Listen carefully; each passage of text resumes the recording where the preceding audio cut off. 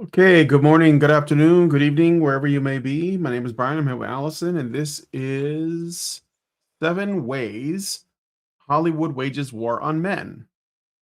You're not crazy. Where we're Yep. going to be looking at the absolute state of men in media and some normie reactions to it, actually. Um, Mm. which, Some I mean, ineffectual normie reactions, I would say. what was that? I would say they were ineffectual normie reactions. They're just the usual, this is a problem, so we should do more of the thing that creates the problem. Oh, I'm not talking about the article. I'm talking Oh, about okay. Jester Mr. Bell, Bell. who made a video. I think she's like grasping at the problem. Mm-hmm. I won't spoil anything for you guys because we're gonna see it on the video, Yep. but yeah, I mean, what I'm saying is that it's getting to the point where normies are noticing. So Mm-hmm. Yeah.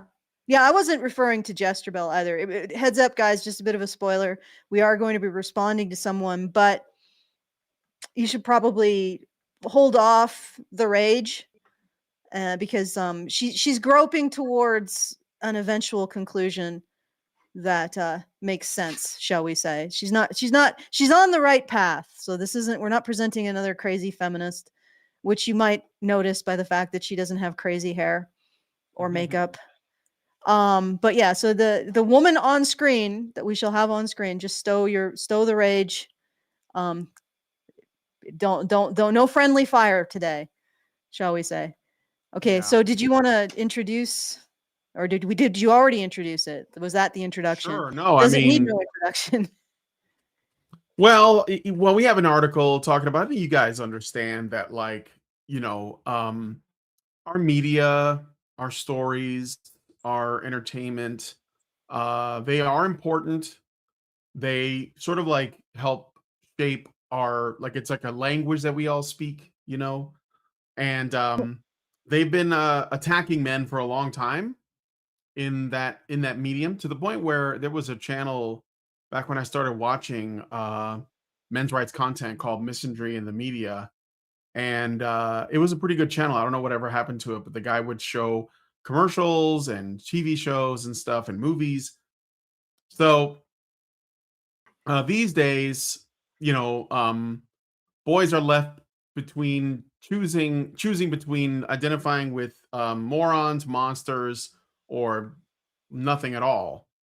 And men have been portrayed as abusive, weak, or absent fathers, or lechers, or whatever, but certainly not aspirational, especially lately. And yeah, so we're going to be looking at an article here from the Telegraph that is actually starting to, like, you recognize at least that people are really sick of this, and it's basically become like, I don't even want to say a cliche or a trope, because saying it's a cliche is kind of like giving it a pass, because you're saying, well, it's just overdone. But I think that it's just hostile. It's like anti-male propaganda in Mm-hmm. everything. Yeah. It's and I think people are sick of it, and they just want, you know, regular Not it. stories Yeah. that, yeah, that celebrate men when it's appropriate. And we're just not getting that. So I don't know, this is just something that I learned happened today, and I think this is part of the problem too. Do you know that Netflix recently bought Warner Brothers Studios? No, So I did not. yeah, Netflix owns Warner Brothers now, and I think Hmm. they're gonna keep buying studios. So, like, there's only a small number of large studios. I think it's gonna come down to two. Excuse me. It's gonna be like Disney, and it's gonna be Netflix. Mm-hmm. Um, Let me turn on the advanced scene switcher. And so what that means is creativity is going away, because It's consolidating. Netflix. Yeah, so, like, the reason why Netflix is crap, like, there's like these memes about the Netflix adaptations of stuff, is because unlike film, Netflix doesn't have to sell you on the movie. Like they don't have to get you hyped because the only thing that you need to validate them is to have a subscription.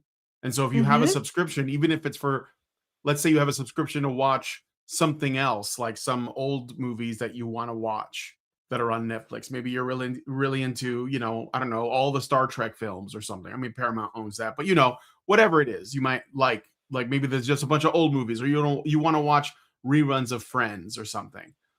And so you get a subscription for that, but Netflix, because you're giving them money, they use the money to make their own projects, and all their projects are like these, activist projects, where you get all this feminist stuff. Do you remember when we watched uh The Mask You Live In? Mhm. That was a Oh Netflix god, thing. that was that was like 10 years ago. Holy Yeah, man. Yeah, no, actually, it was like 9 years ago. We all got into the badger cave on the couch and we watched it, and it was it's one of the ones that got yeeted off of YouTube. Yeah, I remember. I think that was, the Michael Flood. He periodically floods into my Michael mentions, Flood and and it's Michael Kimmel were both in yeah. that. Yeah. Oh, good lord, yes, the dynamic duo of dipshittery. But But that's yeah, that exactly the kind of thing that gets on Netflix. That mm, and the other movie made by the same director called Misrepresentation. yeah, yeah. Yep. Oh, good And there was lord, another yes. documentary that was on Netflix called Are All Men Pedophiles? Like, I'm serious. That's a real documentary they had on Netflix. So you get this, like Netflix, the people that work there, they have a worldview, and it comes out in all of the work. Now, originally, all they were was sort of what's the word I'm looking for? They were just sort of Aggressive? like middlemen, right? They just, oh, Oh, you okay, want to alright, yeah. watch, Big, then we'll put it on here. But now they make their own content. So Yeah, anyway, yeah, you um, have to wade through now they've inserted a middle. As middlemen, they've inserted a middle of ideologically corrupted content, shall we say. yeah. Yeah, I gotcha. So it's just gonna get worse, guys.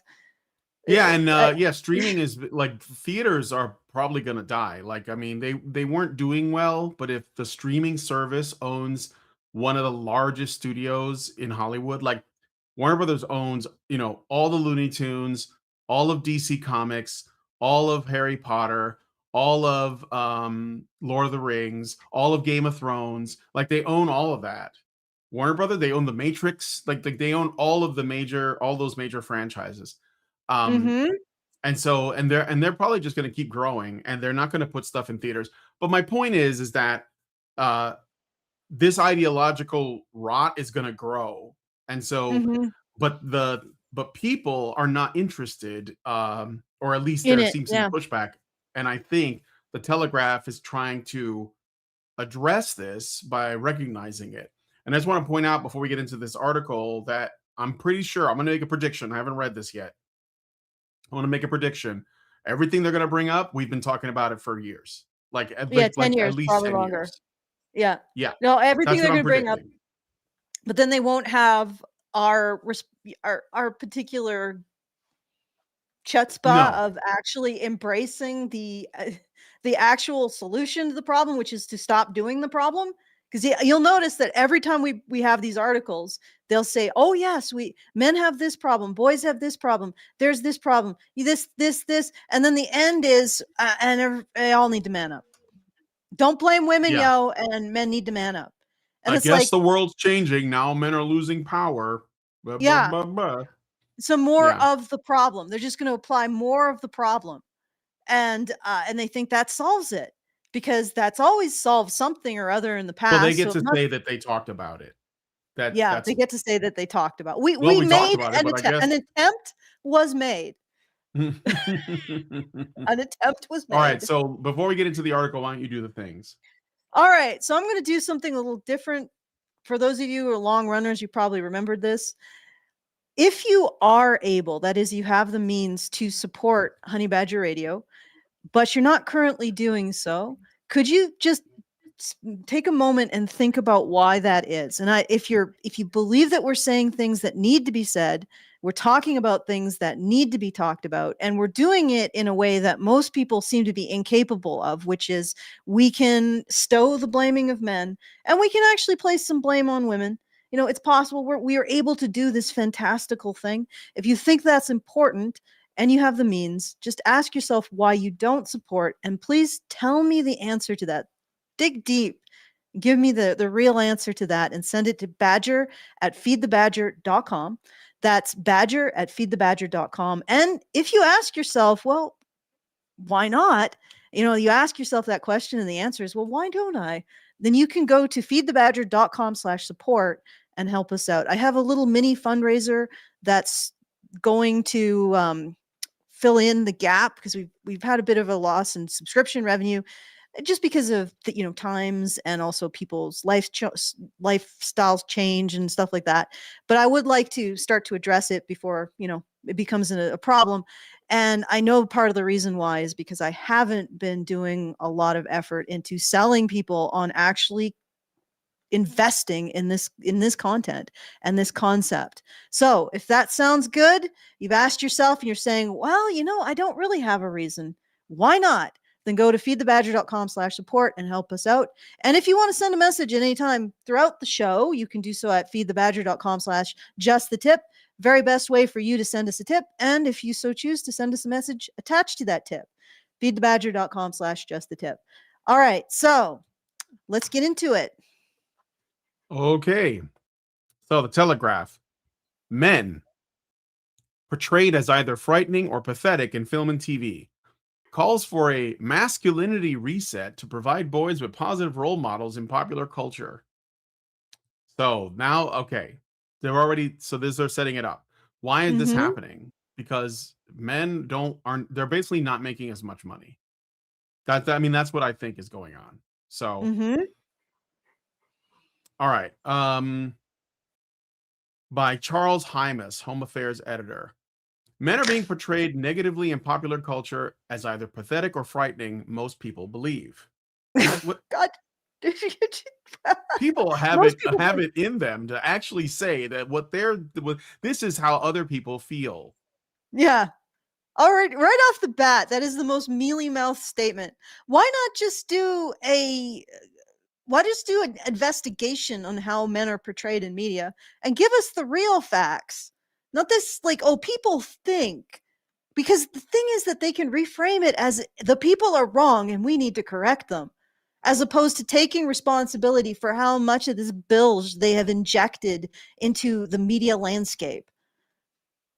Okay. Yeah. Um, a poll of more than 2,000 people found that most believe that films, television, and adverts are failing to provide boys with proper role models, such as the strong, silent, but kindly hero of previous generations. You want to say anything to that right off the bat? Uh, are failing to provide boys with proper role models. Yes. Yeah, obviously. Yeah, Yeah, this is not obviously. just 2,000 people said. This is not just like a bunch of hickey reprobates somewhere in Alabama. Cue the banjo twang. A bunch of idiots said this. No, this is an observation of fact, and we even have media executives saying that this is what they're doing. Right? This is an intentional thing that they're pursuing. I have my own experience. I go on Netflix and it keeps sucking me into like Netflix. I have a Netflix subscription so I can complain about things on Netflix, but they keep Mhm. sucking me into things. Like I go on Netflix and I see, and I also watch anime on Netflix, so I can,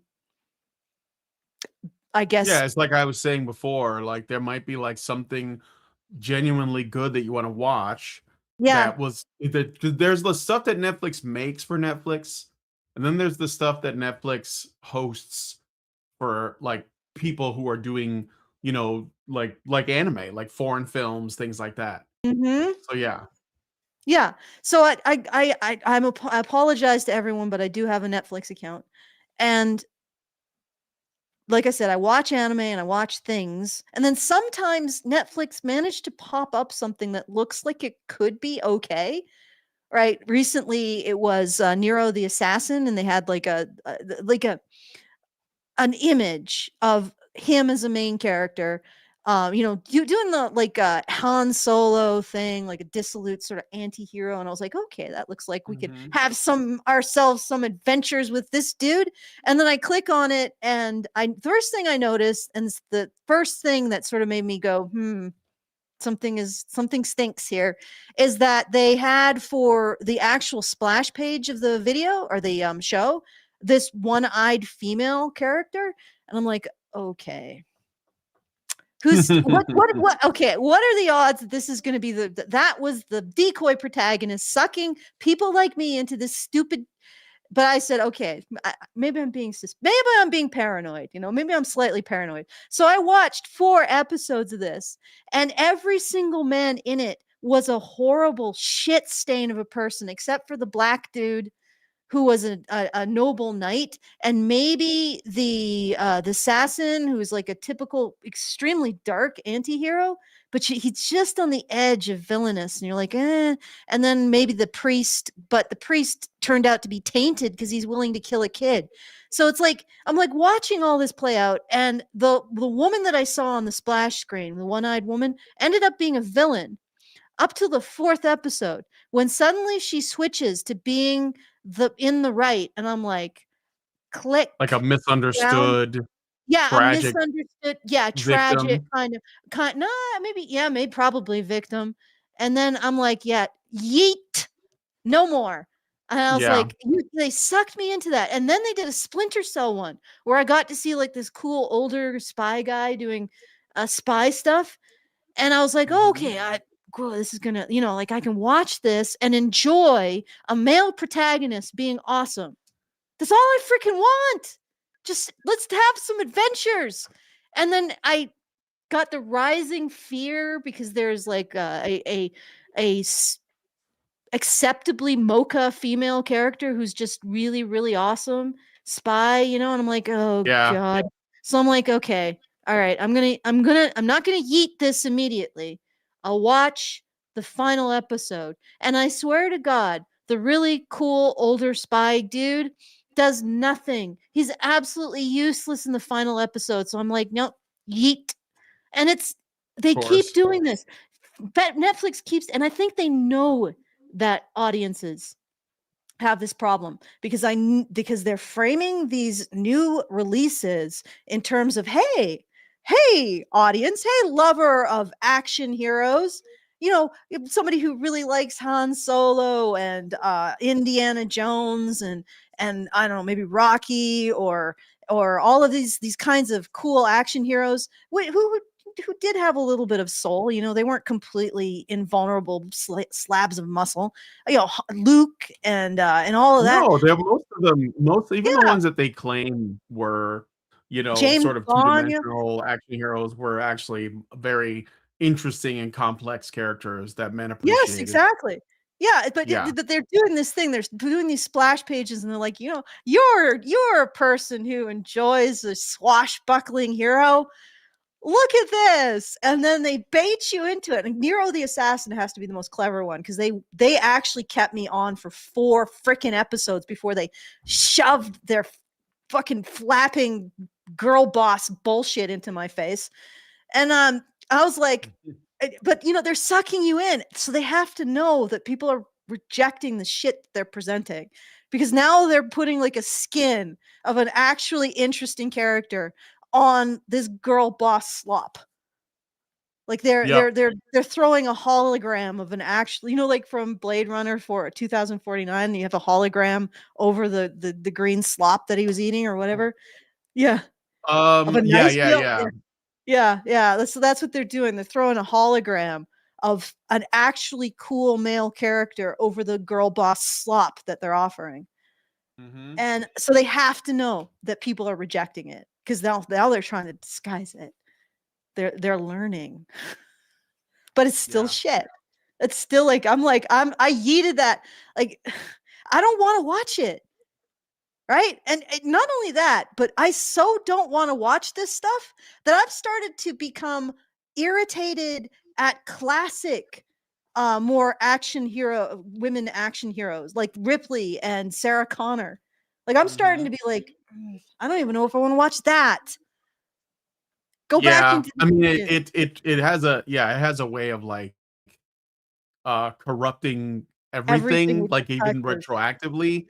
Yeah, Mhm. it's I mean, you just have to appreciate it for what it was, but I mean, Yeah. I don't think you could I would argue that those movies were trying to be a bit feminist, but they were good enough movies that you just kind of like were like, okay. Like There's a it was line. still like a good story, right? Like in Terminator 2, everyone remembers in Terminator 2 when Sarah Connor and the Terminator and John Connor confront Miles Dyson, I think, the guy who ultimately will in the future create the Terminators and Skynet and Mhm. everything.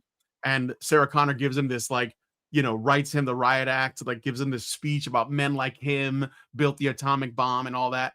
And a lot of people bring that up. It's like, oh, see, like it was like, it was really bad. And it was like, yeah, but she's a crazy person in the movie. And like she was like on meds and stuff. But I get that there was a little bit of a nod to that, but I Mhm. think that if I guess I'm just not in favor of letting the perfect be the enemy of the good. Like I think Mhm. overall, like that's a small thing. Terminator 2 is awesome. That part is a bit of an eye roll moment, and there's lots of eye roll moments in cinema and in television and in literature, probably like for as long as those things have existed. So some of it, I think, you can just sort of say, okay, like that's dumb because men didn't just make the atomic bomb and war. We also built like civilization, and Mm. modern conveniences and all of the things that we benefit from. And this kind of like this whole attitude is kind of weird, like this anti, you know, I don't know, anti present day stuff because it's very much cherry picking things. But Mhm. anyway, I think there might um, be a there I think there might be an error being thrown up. Okay, so yeah, there's an error. If on somebody your tried to computer. access, yeah, no, not on it's on WordPress. So it's an error accessing the actual like the mini funder. So I'm gonna have Oh, to fix that, guys. So, all right. Should all I right. keep reading while you're doing that? I'm not sure if I can see if I'm able to fix this. It's going to be very difficult with my cat making a nuisance of herself. There was something I wanted to add to what you had to say in terms of the historical, what's happening historically. Well, there's a shift that happened in depiction of female characters. So you have Ripley, you have Sarah Connor. You also have like a plethora of interesting female characters in science fiction. I'm thinking, for example, Mallory from C.J. Sherrill's Down Below Station. Like she was a really interesting character. However, what was different was that they were dealing with external forces, so they were being held to external standards, and they didn't imbue the moral arbitration of the story. So in other words, they weren't the ones acting and then also judging the worth of the acting of the actions taken. So in stories, you usually have somebody who's taking action, and then you have a standard that you judge that action by. Now, the classic would be like a shonen sports story. So that's an anime that covers like sports teams competing. And the external standard is of course winning the cup, right? The season cup or whatever, winning the finals, the game of the season. But if you Winning the have a more championship. winning the championship, and if you have a more morally complicated story where things like actions have effects on a greater world, then you would have the people taking those actions, and then you would have something that reflects the worth of those actions. So you might have the town that needs to be saved, the world that needs to be prevented from being swallowed by the hell dimension or whatever. So you have this external stakes, and the external stakes would usually be embodied by vulnerable people being victimized by whatever the big bad is, not the the heroes themselves. So there's this separation between the heroes and what they save, right? And in a lot of new feminist fiction, There is no separation. So the woman is both the hero and the person whose the actions are judged by. So she's the hero and the one being saved, right? She is the hero and the one who judges her own heroic actions as appropriate or valuable. So women are both the heroic agent and the moral arbiters. And when they do that, they collapse the narrative, the narrative tension to nothing, because it's like watching somebody who's playing a sport but also refereeing the sport and deciding when they're getting a goal and the only purpose of the opposite team is to cheer them on. So there's no narrative tension. So these former, I guess you could say, somewhat feminist characters were still playing by old narrative rules that you don't embody Yeah. the person taking action and the person judging that action in the same person ever. Yeah. Right? You don't do that because that kills any kind of tension. So they still had that in those stories, and that created interesting female characters. For example, one of the ways that CJ Sherrill is establishing stakes in Down Below Station is Mallory, who is part of this intergalactic war, has actually engaged in some very war crimey behavior towards a prisoner of war from the other side. And there is some contest over who gets ultimate custody of this guy, and she's done some very unsavory things to him. So part of the whole stakes of the story is whether or not he's going to be able to escape her, or whether or not he's going to be permanently damaged by what she did to him. So you can see that this is not the same thing that they do today at all. Even Mm-hmm. having a female character have her morality be judged by its effect on a male character, yeah, they don't do that. And they make much poorer stories because of it. All right. Let's Yeah. do this thing. Yeah, no, it is. That's what I'm saying. It is definitely different. That's the reason. Yeah. Okay. So instead, those questions say men are presented as either hapless, ineffectual people characterized by Daddy Pig from Peppa Pig, Homer Simpson, and Family Guy's Peter Griffin, or monstrous figures such as Jamie Dornan's serial killer Paul Spector in The Fall. I don't know what that is. Is this what is this? The Independent? The Telegraph? This is an English thing, right? Yeah. Yeah, I think so. Yeah. Okay, maybe The Fall is like some English show, because I don't watch anything anymore. Oh, it's a serial Mm. killer show, or serial thriller, sorry. All right. The study by Center for Social Justice calls for a masculinity reset. So the study by the Center for Social Justice calls for a masculinity reset in which male and female qualities are treated positively and equally by the mass media. Mm. I don't like that. This doesn't sound at all like it's encouraging creativity. So they got Mm. like some group. Let me see who the Center for Social Justice is. The Center for Social Justice, I'm just going to look it up, um, is an independent, award-winning, what is it? I'm curious about. Let me share this screen real quick. An independent, award-winning organization that puts social justice at the heart of British politics. The CSJ's is for those living in the poorest and most disadvantaged communities across Britain to be given any opportunity to flourish and reach their full potential. We bring this vision to life by seeking to influence the policies the government creates and the laws it makes, such that it does all it can to address the root causes of poverty. What? What does that have to do with men in media? Okay, so they have a men in culture publication. Let me see. Um, CSJ's Lost Boys State of the Nation report launched a nationwide discussion on why so many boys are failing at school and dropping out of the workforce. It asked questions of how we mentor and role model young men, both in our homes and wider communities. It asked why so many men are dying young and filling our prisons. Okay. Um, So I don't. Am I going too far afield? Should I go back to the article? No, you're fine. Okay, so gave you all a link, and apparently that explains why nobody was putting anything through. Apparently you can't actually select an option. So I got to fix that. So I'll fix Mm. that, and then we'll do that over again on a future date.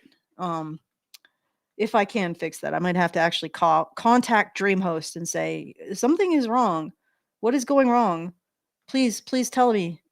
All right. So I'm gonna set that aside because I got to focus on this. But no, let's just get back to. I don't think that you went off topic too much. Let's get back to the article though. Yeah. Yeah. Oh, yeah. I mean, I just want to. Okay. I mean, these are the people that are calling for change. So they're getting like an organization. It says it's independent, but it doesn't sound independent to me. To step in and say we need to have we need to call for a masculinity reset in which male and female qualities are treated positively and equally by the mass media. Now, of course, I guess it makes sense because Britain's media is government media, isn't it? I mean, Mm-hmm. it's BBC and stuff like that, and I believe that's a government organism. You guys let me know. I don't know how British media works, but that's what I think. Mm-hmm. But anyway, okay. In Let's continue with the next paragraph. The research is part of the think tank's wider Lost Boys study. Oh, that was what I was just looking at, which published in its first report in March 2025. This found women and girls aged 16 to 24 in both white collar and blue collar jobs were earning nearly 10% more on average than their male peers. The number of males aged 16 to 24 who are not in education, employment, or training, that's Okay. NEETs, I guess, increased by 40% compared to just 7% of females since the pandemic. Yeah. Well, we all said that we wanted this, right? We're all like, girl power. The future is female. Go girl boss. Let's give them female only scholarship and educational opportunities and also job opportunities. And suddenly women are earning more. Mm-hmm. That is what you wanted to have happen. Okay? This we are now we have arrived at the stated goal. Okay? We've arrived at the stated goal. And the only way to stop this to continue from happening is we've got to stop it. You know, like we're doing something where our I don't know, we're stacking bricks, right? We're stacking the girl power bricks. And we're stacking those bricks, and now we have a gigantic wall that boys are unable to get through. And then we're sitting there and we're saying, "Well, what do we do? How do we fix this?" Well, you stop stacking girl power bricks, and in fact, you may want to consider pulling some of the bricks down, right? Getting rid of them. That's how you do. But that's not I haven't read this article all the way through, but I suspect that's not going to be identified as a potential solution. Stop doing the thing that we're doing that's causing the problem is not going to be identified as a solution. Don't spoil it for me, Brian. I just have I a don't know. deep I haven't read suspicion. it. I don't know. I haven't read Oh, it. okay. Um, All right. so I'm going Actually, in the thing blind is, too. I know it oh, exists. okay. That's all. Yeah, I mean, when we conjecture these things, we often don't know. We're giving you the opportunity to test the predictive abilities, I guess. But I'm predicting that this never in this entire thing will they say, "Hey, there's a problem as a result of the things we're doing. Let's stop doing those things. Let's try that." Yeah. No, it's too obvious. It's a trap. Okay. Okay. So, The number of males aged the 16 to number of 24. I males aged interrupted you 16 to there. 24 who are not in education, employment, or training increased by 40% compared to just 7% of females since the pandemic. The CSJ argues that a generation of young men are facing far worse outcomes than young women in education and beyond, falling further behind by virtually every yardstick, while changing social attitudes leave them feeling isolated. Okay. Okay. Changing social attitudes. What attitudes have changed? Yeah, I wonder what Like, that really, is. what attitudes do I not just have the attitudes around men's worth in relation to achievement and money, making money, have those changed? The answer is no, they have not changed. What's changed is we no longer, we are now we're actively privileging girls in those situations while handicapping boys, while still holding them to the same standard of the yesteryear. So while they are handicapped, these boys are still expected to take the lead in terms of protection and provision for girls. That social attitude hasn't changed. Everything else has changed, but that one hasn't. Boys are still expected to perform their role. They just get no assistance from nobody from doing so. We won't even tell girls, hey, maybe you should update what you desire in boys. Maybe you should make it a little bit less onerous in terms of protection and provision. No, no. And we're just going to add something that we didn't have in the past. You see, this is the thing. Like, there's nothing has changed about women's desires. They still want to be taken care of, but somehow they want men not to take care of them while not making them feel like they're being taken care of. Good luck. And that is the vaunted, what I keep hearing from women is that's the the emotional evolution that they want in men, that men have failed to achieve, which is to be able to provide fully for a woman, but make her feel independent at the same time. Why can't you do that, guys? Like, and we don't look at that and say, hey, maybe at some point we got to stop judging men by by living up to standards that are insane, and maybe judge women a little for not living up to standards that are actually quite reasonable. Like, but no, no, no. Let's keep doing the problem. Let's keep doing the things that create the problem. Surely that will fix the problem. Surely. Okay. Yeah, it won't, and don't call me Shirley. Okay. So I thought I would look at, well, let me read more of this, but I think that it's interesting that they're calling for a kind of like think tank slash state intervention for a social problem.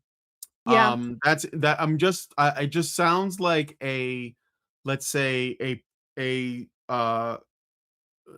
like a placebo seeking a sickness, and the sickness is itself needs to be addressed a different way, but no one in the UK, apparently, at least not the government, wants to address it. So they're just changing the media around. It's like, okay, rearranging the furniture on the sinking Titanic, I guess, is what we're doing. But anyway, the phenomenon was highlighted by adolescence, the award-winning drama that told the story of Jamie, a 13-year-old boy whose fall into the online misogynistic world of the so-called manosphere led to violence and murder of a girl. The poll found that three-fifths of people felt that the media tended to portray men at extremes as either wimpy or excessively masculine, not Okay. even We should masculine.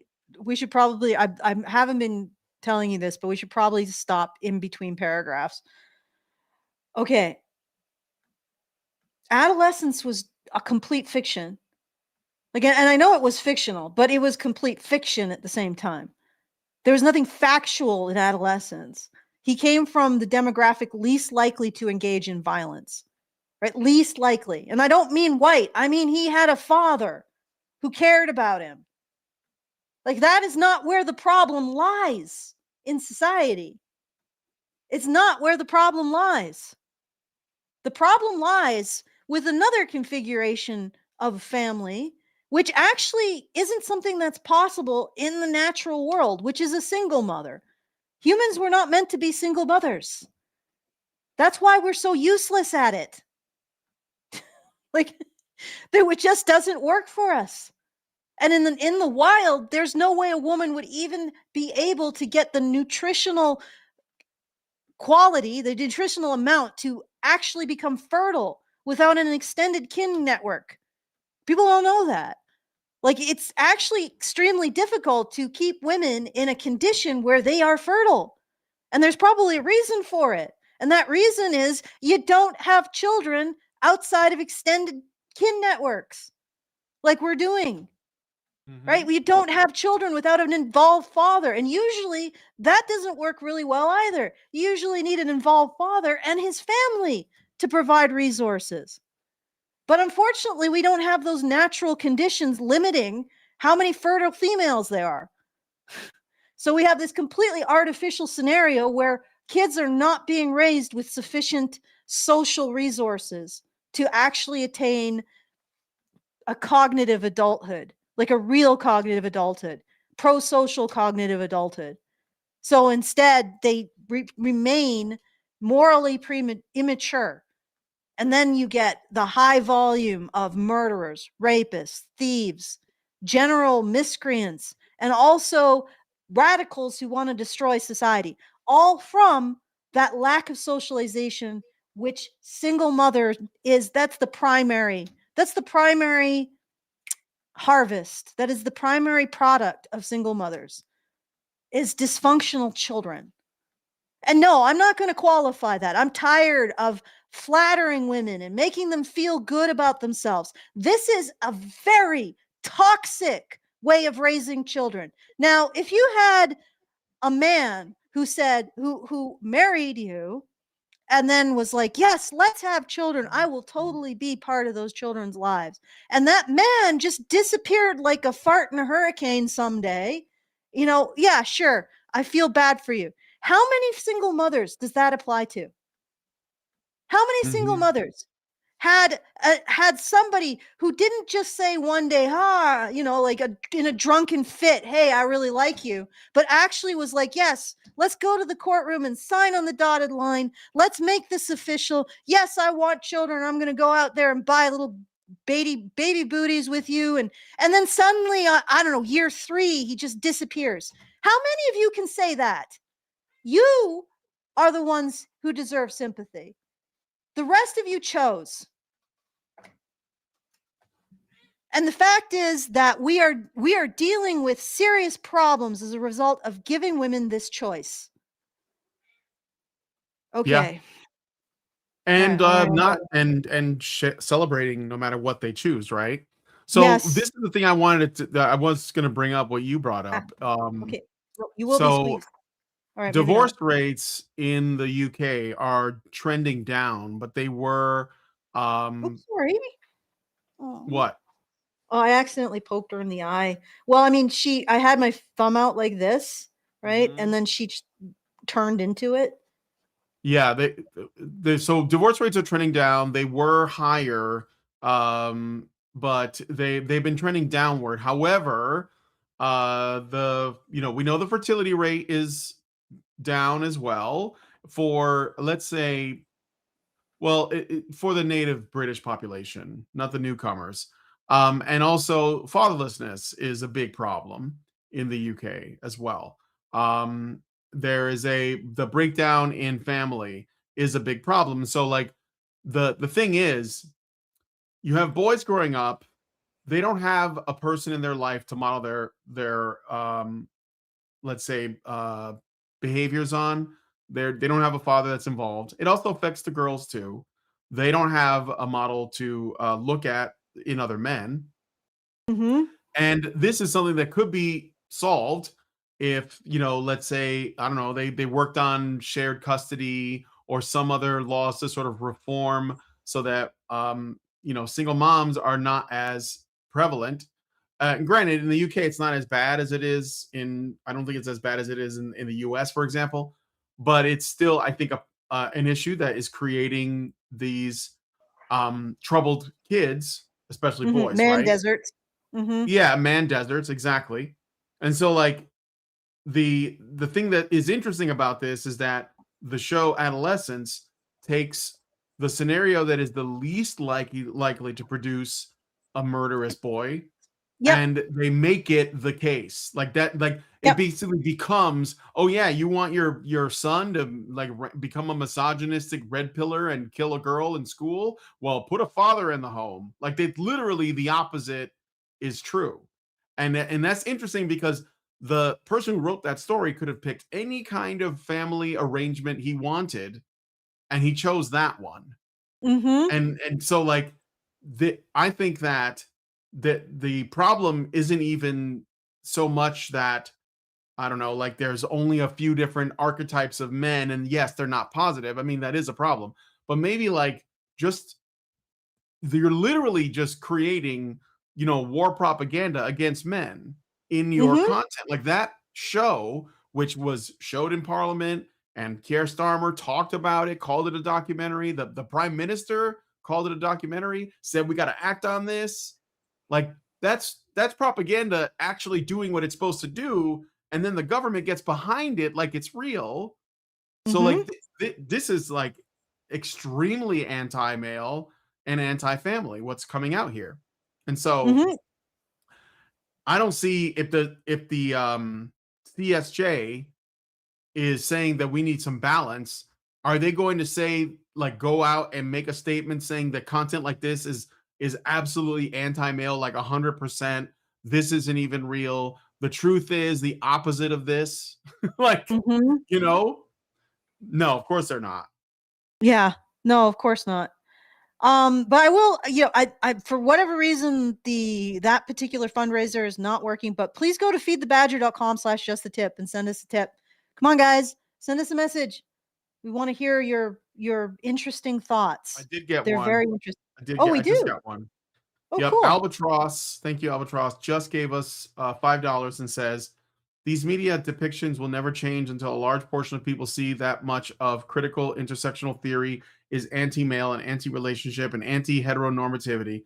They're trying to fix the problem without actually addressing what's where these attitudes come from. Yeah, well, they're not what they're doing now. I think what they're going to call for is another prediction I'm making based on Oh, how hey. far I've read into this article. They're basically saying, well, we do a lot of you know, anti-male propaganda. We need more fairness. How about we do like some neutral male propaganda?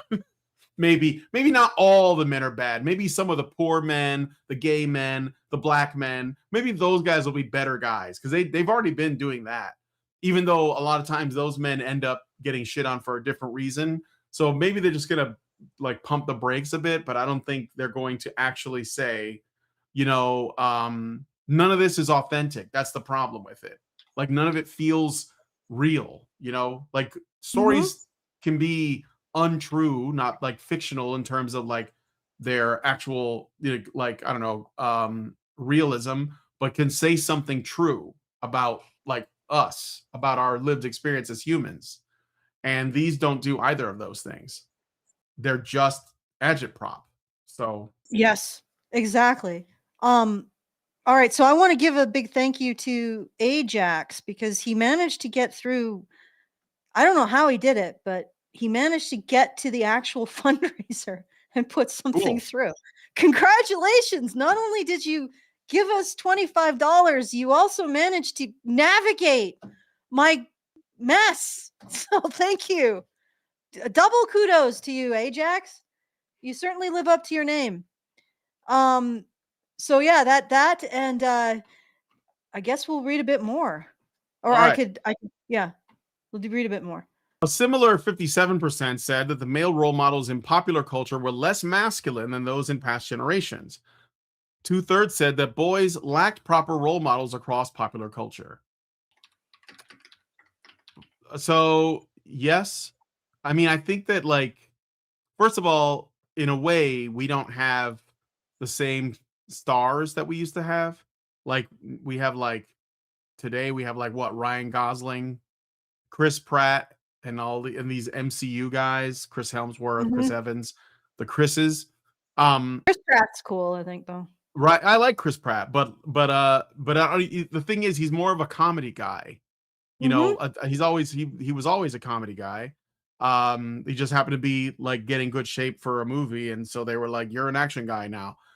But a lot of these guys are not the greatest actors, or they're getting really old. So like when I was growing up, like the people that people like Bruce Willis and Kurt Russell and Schwarzenegger and Stallone, they were like really charming though, right? And also like every guy who played James Bond, which of course they've this is another thing. This is the UK, right? They have just thrown James Bond out completely I don't even blame Daniel Craig. It wasn't his fault, and they just hated him. And so they got rid of it. It was like the one guy that they had, and they won't tell good stories about like some of the rich cultural properties that England has, like Robin Hood or King Arthur and his knights, Sherlock Holmes. Like everything's been distorted. They've done like Robin Hood a different versions, but it's not authentic. Like it's just some weird, I don't know, copy or parody. And those stories, I think boys like they draw from that stuff. So I Mhm. don't know. But Yeah. like yeah, I think it's true. I think the attack on James Bond is a big one though. That was like he was an icon for the UK. So Okay. all right. I got a rumble rant, sorry. Rumble rant from Cool. Rumble rant. NovaFan21. Yeah, Awesome. and he says it's the UK. They would rather throw their own men under the bus while letting their women get raped by the third world and then play dumb when it's too late. Rumble hates grape without the G. Thank you, NovaFan. I appreciate the rumble rant. Okay. Let me see. The poll found that. Oh, wait, no, I'm sorry. Yeah, I already read that part. A similar 57% said that male role models in popular culture. Oh, no, I already read that part too. Sorry. When asked an open ended question about which characteristics they would enjoy seeing in male characters on film and TV, 57% said, honestly, respect and family values, substantially higher than any other attribute. So okay, so they polled people and they wanted like family values in their shows. Well, you're not going to get it because that would require actual fathers, and Yeah, fathers right. are patriarchy. So You they didn't think it so like was. You didn't think that people didn't think that when feminists went after fathers or patriarchy, they actually meant fathers. Like that was the end game, guys. No fathers. Mhm. All right. So Isn't it yeah, isn't that it interesting that they go after like this kind of like, extra machismo like I don't know, muscle action dudes that smoke cigars and explode buildings and walk away cool. And they think that's what they're attacking. But when they ask people what they want, they're just like, yeah, I'd like a dad in the mhm. story.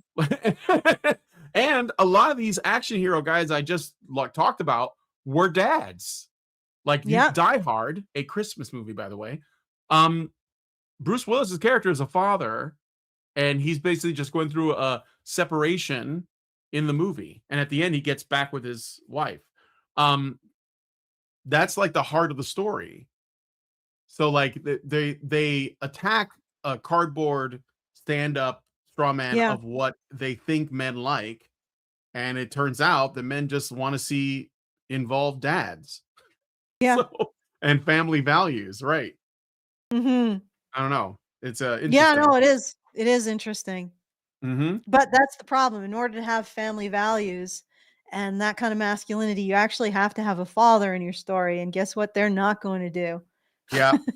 Also, they want They don't. honesty and respect too. And that's another thing that Yeah. I don't think a lot of modern media has. It's kind of like what men like to see, or like, Yeah.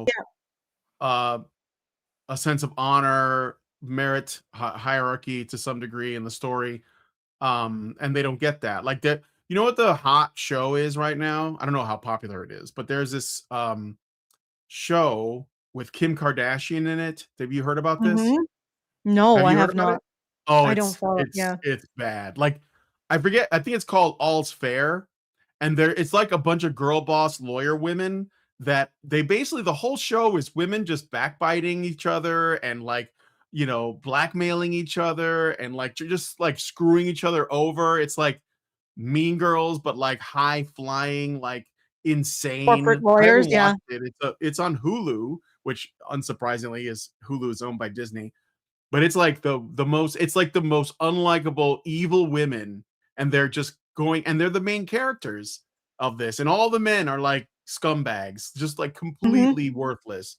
And that's like men don't want to watch that. men men want to watch stories with like, Shogun. That was the last big thing I got into. Yeah, So Shogun was good. And that yeah, actually, interestingly enough, you could argue that they made the one woman samurai, like from the she was samurai cool. class.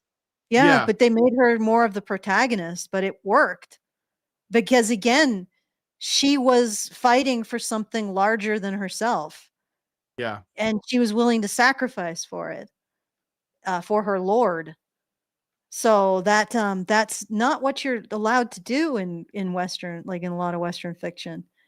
So she was an interesting character just because of how far she took her loyalty to her lord, and and yeah, and the dynamic between the two. But but it was a really good movie because of that, because they didn't make her both the ultra powerful no, no, no, heroic actor and the moral arbiter. Yeah, no, no, not at no, all, not at all. no, She was a and very complex character that had and her very own believable. agenda. Yeah, Yeah. Okay, all the let's characters finish were this like article that. off. Yeah, Yeah, they okay. were. They were all, and they even made the guy who was dealing with, I think, PTSD, but he was also very abusive, like he was explosively abusive. Yes, Uh yes. yeah, they even made him sympathetic, which was Yeah, really interesting. he was the husband, Yeah. to the Yeah. woman, but, like, it And it was was an arranged thing. Yeah, that guy. he was an He arranged was marriage. badass. I thought he was gonna be a rival, but he turned out to be very likable, Yeah. despite his flaws. Yeah, well, but there was also a strong implication that his flaws were as a result of post-traumatic stress syndrome.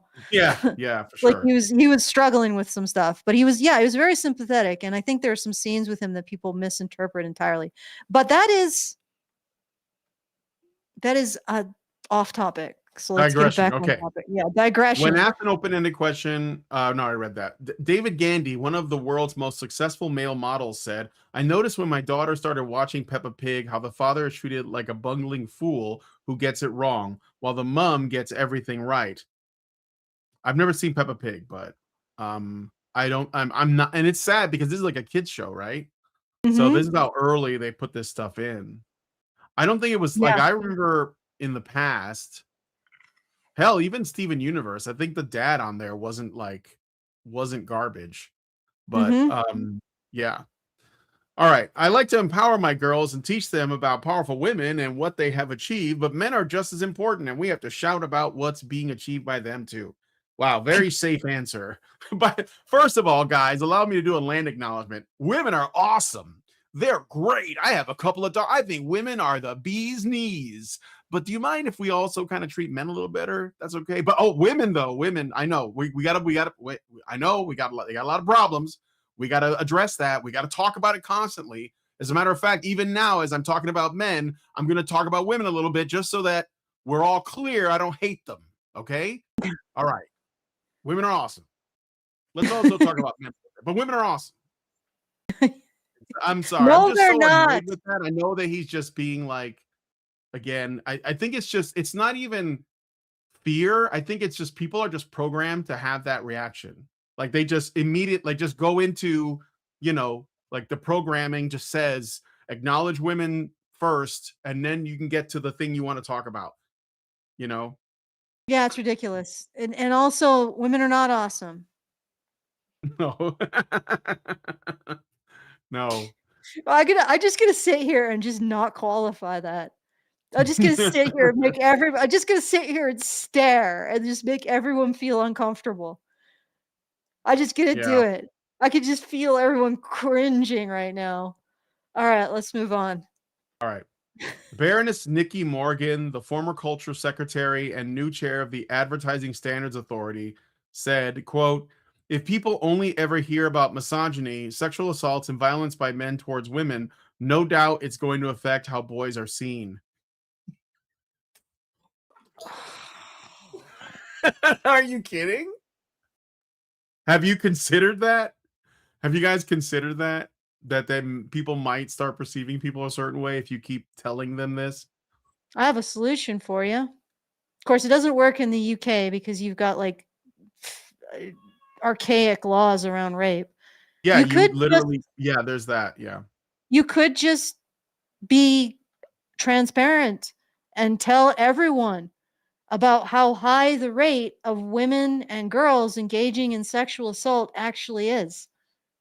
Right? You could actually accept those numbers, right? Because it is, let me put it this way, it is impossible for the CDC, that is the Center of Disease Control, to find 3 years in a row parity in sexual assault victimization with significant amounts of that victimization done by women to men. It is impossible for that to have happened and there to be an actual significant asymmetry in perpetration between men and women.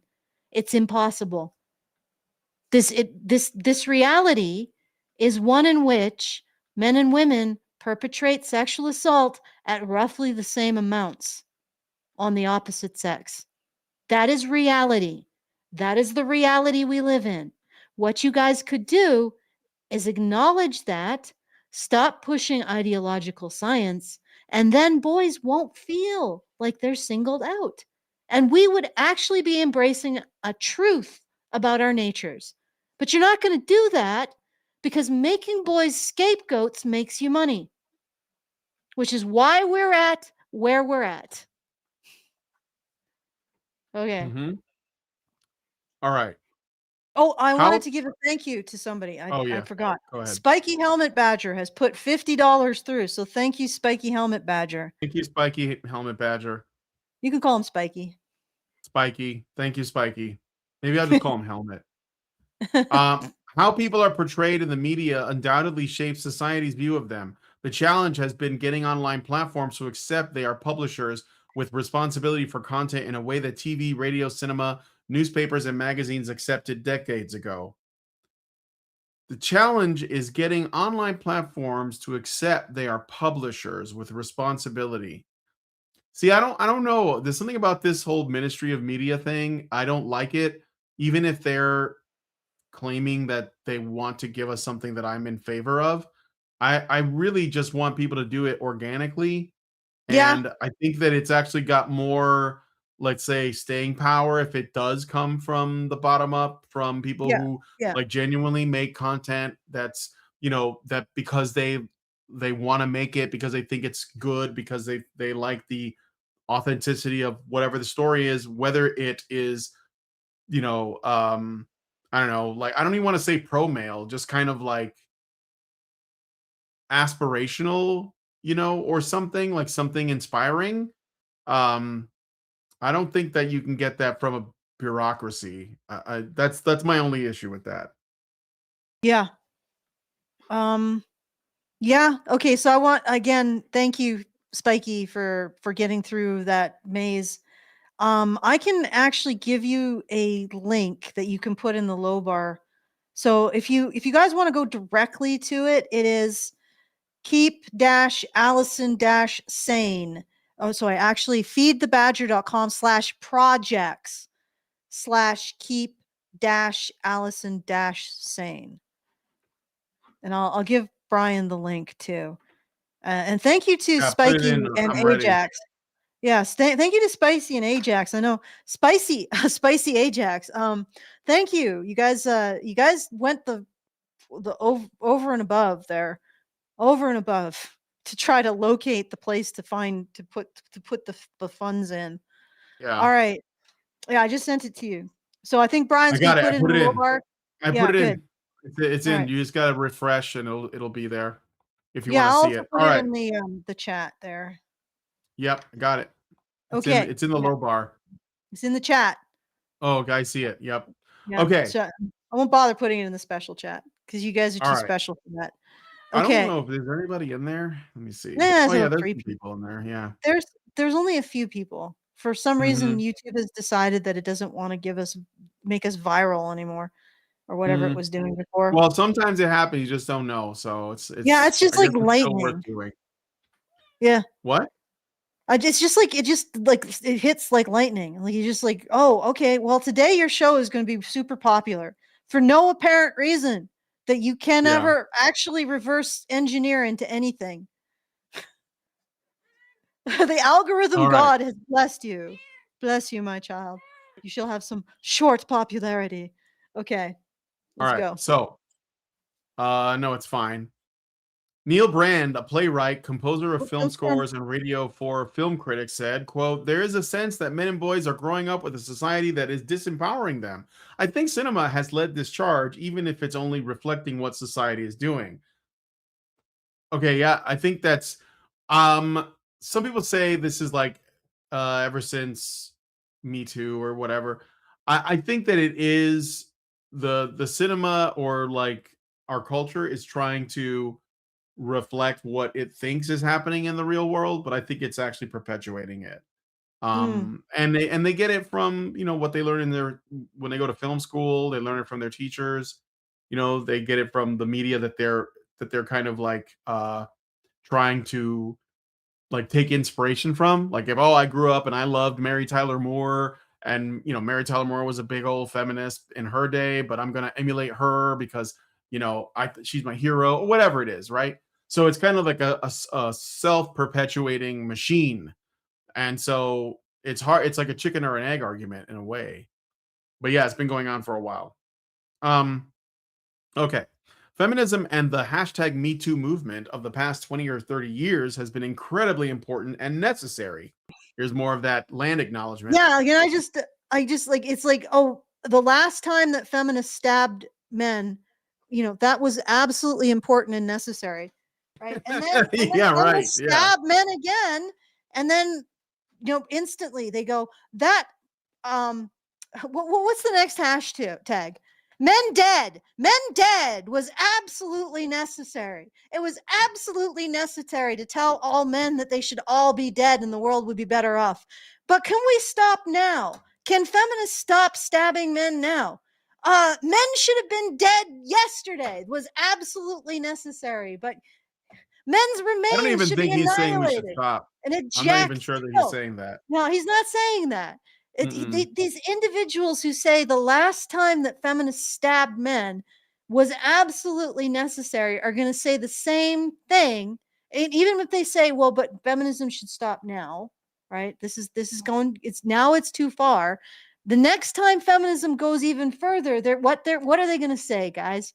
They're going to say that was absolutely necessary, but let's not go any further. And then when feminism goes a step further, they're going to say that step was absolutely necessary, but let's not go any further. And then when feminism goes a step further, what are they going to say? That step was absolutely necessary, but let's not go any further.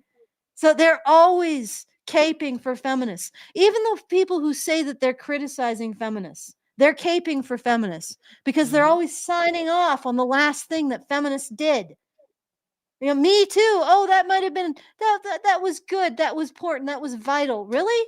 Was it? It wasn't.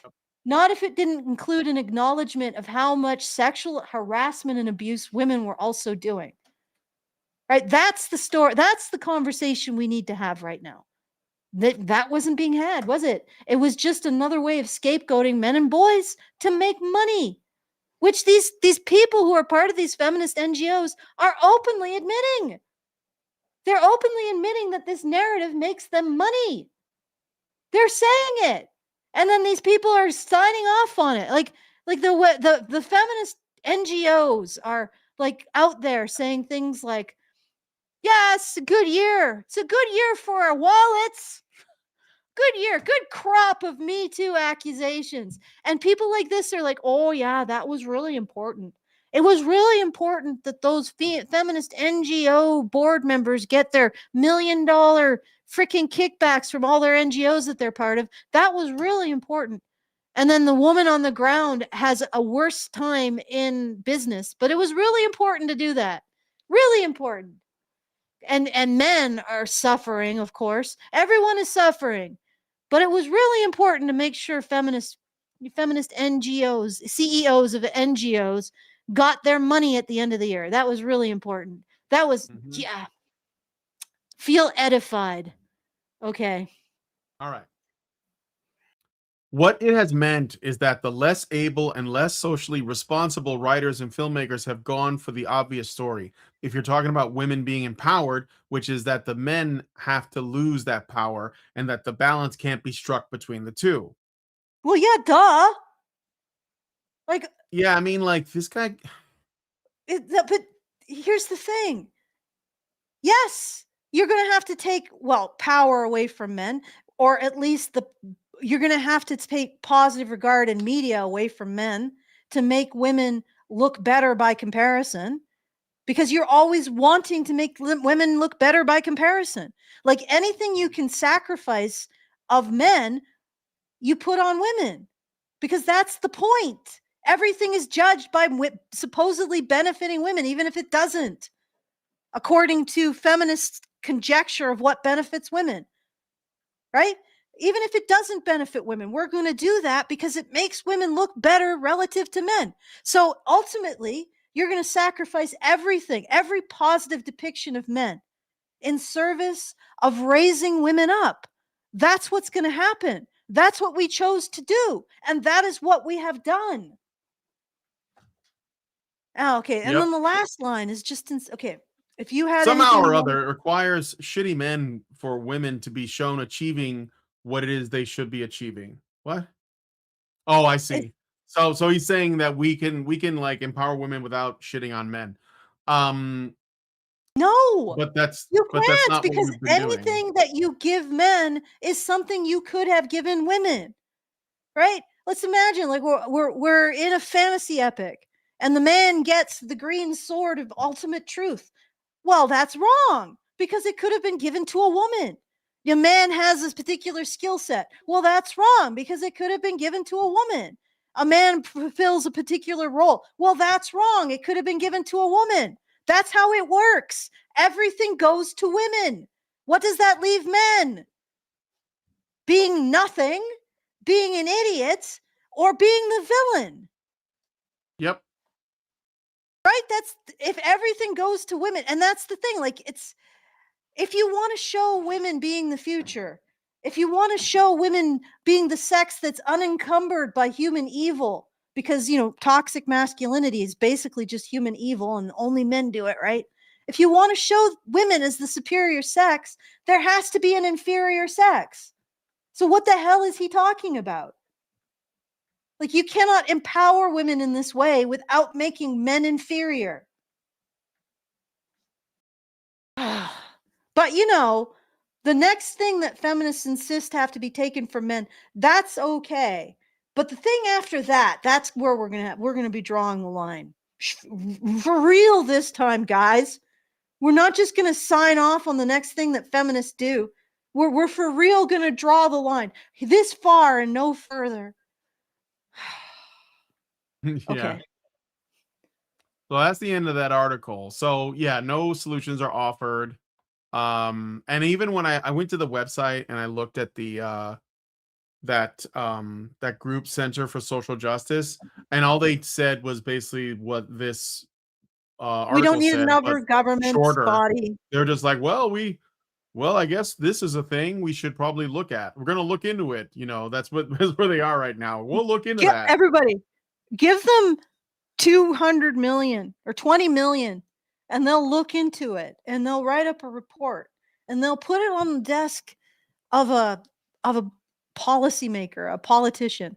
And that politician will look at it and say, "I looked at that and an attempt was Yes. made." Yeah. An attempt was made. Or you could support us and we will do whatever we can to try to grassroots this sucker. All right. Yep. Let's do Jester Bell. Yeah, let's look at Jester Bell. So there's only like a little. I But it's like Jester positive. Bell. There's It's only a positive. few. What? It's positive because she's a normie and she's getting it. She just Yes. doesn't, I don't think she has like I don't, she's not like us, you know. We've been in the trenches for how long? We've got our PTSD has PTSD. Um we've been fighting this for a long time and we know what it takes to actually change this situation. I don't think normies Mm. know. For example, you can't keep giving feminists infinite passes to do whatever the hell they want. And Yep. that starts by questioning everything they said from the very start, which I can tell you is wrong. Feminist premises were wrong from the very start. All right. I'm not saying anything about women going into the workplace because, let's be frank, women have always been in the workplace. I'm not going to say anything about that. I'm not going to say anything about women's influence on the political landscape, because women have always had influence on politics, even before the vote. They had significant influence on politics, right? I'm not going to say any of that stuff because it's irrelevant. What's relevant is feminism proposed a particular arrangement of the sexes, a relationship between the sexes, which was absolutely degrading and wrong. Men don't oppress women, and they've never oppressed women. Men actually have instincts to provide and protect for women. And it's those instincts that feminists are manipulating with their rhetoric, which has never, ever passed any level of scrutiny, any level of evidentiary or logical scrutiny. Their premises were never proven before they were just assumed true. And they don't pass any basic tests of scientific, like veracity, of scientific correctness. They don't predict anything. In fact, they have negative predictive value. They don't explain anything, right? They don't, the evidence isn't there. It's contradictory and it's thin, if it is even there. They have to actually cherry pick. So it's an entire edifice of corruption. That's what I'm taking aim at. Like, you don't even have to talk about women having say in a political process. Or what do you think prohibition was? Women didn't have the vote and they pushed prohibition. They created policy, right? They always had a say in it and they always worked and they were always materially providing for their families. So all of that is a red herring. Feminism has nothing to do with that. Feminism has always been and is solely a way of framing the sexes and their relationship in a way that benefits feminism. Not women, not men, just feminism. And by feminism, I mean all those aforementioned CEOs of non-governmental organizations that all seem to be on each other's boards, taking about 40, 50,000 a year from each other's boards, right? Like that nest of nepotism. That's what this benefits. Okay, and it's good to see normies waking up to it. But like I said, I don't think they have the chops. Like, they don't know the level of fight you have to actually turn this tide. Okay. Well, yeah, but I mean, again, like you're talking about people who this is not something that they were even thinking about. They Yeah. were just like, I'm just watching my movies and making videos about things I like. And I'm Mm-hmm. noticing a pattern, after like failure after failure after failure. And I see the same things going on. And I'm like, what's going on here? What is this? And so they start to talk about that.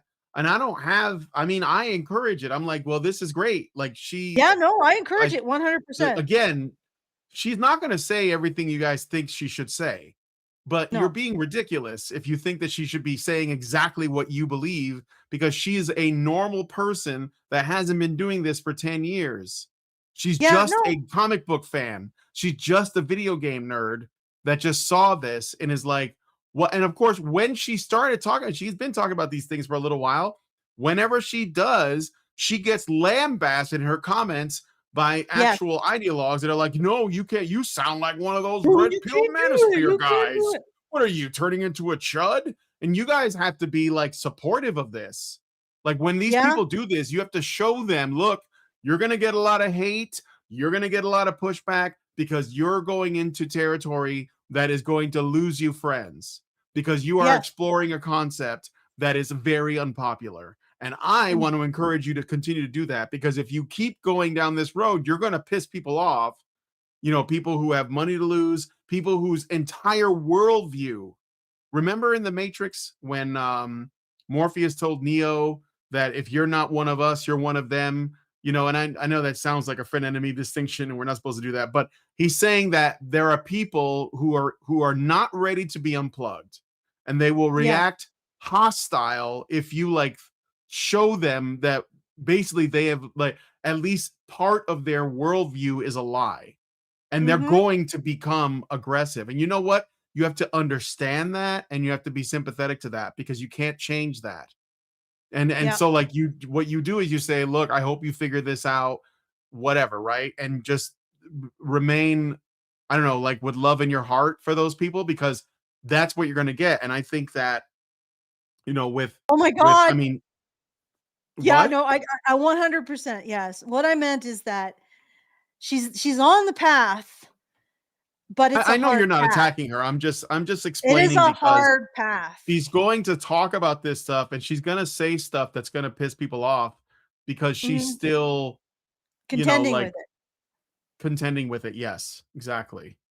Yeah, yeah. No, I mean, it's just a hard path, and then you really have to accept that people are gonna get pissed at you, and Yeah. you just hold on, screw your courage to the sticking plate, which I don't even understand what the hell that means, but anyway, hold on to your moral courage, and don't forget that you're on the side of right, because this is all nonsense, all of it.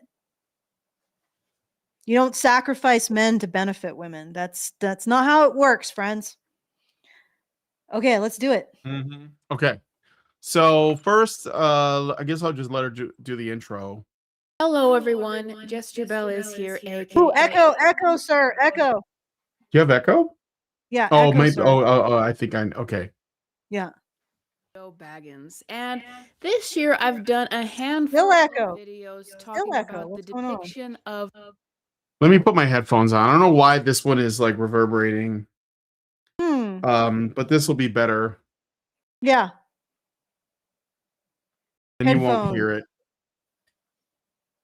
Okay. I Okay. noticed that Tangled has found the Mainstream horizontal chat. chat. Yeah. Yeah. I mean, you're gonna be a little bit more outnumbered there, Tangled. So good luck to you. All Well, he's right, gonna let's see it as like he's like one of the 300 Spartans, so that's all yeah. right. He doesn't Everybody like needs a he all he heroic does is narrative. like insult people and doesn't actually make arguments. So Yeah, I okay. have noticed that. Yeah. Men in movies, the negative depiction. Back in late September, I did a big video just really lambasting it more than ever before, especially with the release of Tron Ares and doing the male character, the lead from the franchise, failed off screen and was never seen again trope. And that got a ton of attention. Thank you so much. And I also did a parody video a couple weeks ago about the whole matter and, what it must sound like from Hollywood continuously blaming men for these failures of these movies, basically. Yeah. So I'm just laying it out. She's done a couple of videos on this. She made a parody video where she pretended to be Hollywood saying our movies failed because of men, because they made anti-male content, and then men were like they told men don't watch your stuff if you don't, if you don't like it, and men were like okay, and they didn't, even though like even the failed movies, if you look at the data on like who went, it was still majority men that went to watch them of the Mm, few that did. So yeah. it was still men that gave you money, just the simps that were willing to give you money regardless of them, you shitting in their mouth or in their eyes if for a Well, they movie. thought, okay, let's be fair. Like, I bet those guys, the more liberal guys, they thought they were doing something for women. And let's be frank, if you say to men, this is for women, 99.5% of men will be like, oh, I will do that. Right. Yes. Yes. No, So it's it's like, true. it's I not, mean, it's, that's still simping, but yes, that's what they're yeah, doing. yeah, Yeah. that's what they're doing. But it's like, I have trouble. Yeah. Okay. Guys, don't do that. Have some self respect, but I understand why you do it. Like, I'm not gonna be Yeah. like, oh, that's a horrible, you are horrible people. Just respect yourselves. In fact, why don't you just look in the mirror and say, I'm a person who does actually care about men. I should stop listening to people who say I don't. Or sorry, I'm a person who cares about women. I should stop listening to people who say I don't. right? Who start the conversation by presuming the worst of me as a man. Just do that. Just allow your desire to help women inform your understanding of who you are, and stop listening to people who say because you're a man you hate women. Just do that. Try that. Okay. Mm-hmm. All right. So she mentions the article we just read in this video. So about just how many times men in movies these days are portrayed as abusive, weak, or absent as this brand new stereotype, and how they even do a chart about how disproportionate it is the amount of times that men have been portrayed this way. So here's a chart. Do you see it, Allison? Negative I portrayals of men in cinema versus reality. 95% in films. 95% of men in wow, films. that's quite a change from what I remember. And then You know, I in have reality, it's like 2% in 4%. Yeah. workplace complaints and 4% survey self-admission. And women's numbers are similar, honestly. So yeah. So we're basically just portraying men as being defined in these very negative ways by human evil, and then we're also saying that human evil isn't human evil, it's actually men's evil. So it's a double whammy. But yeah. Yep. All right. Okay. In Actually, Matt, movies versus What? okay. I actually wanted to do a shout out. Okay. So this is what you got to do, guys. All right. Go to feedthebadger.com. You can go to feedthebadger.com/products/keep-Allison-sane, or you can just send in a super chat or super chow and do it for Tangled. Say it in the super chow. I am doing this for Tangled. I'm doing this for you, bro, in the hopes that you will eventually see the light. Do it for Tangled, guys. Feedthebadger.com/justthetip. Just go to just the tip so you can put in a message. Do it. Somebody do that. $5. All right, let's go. All right.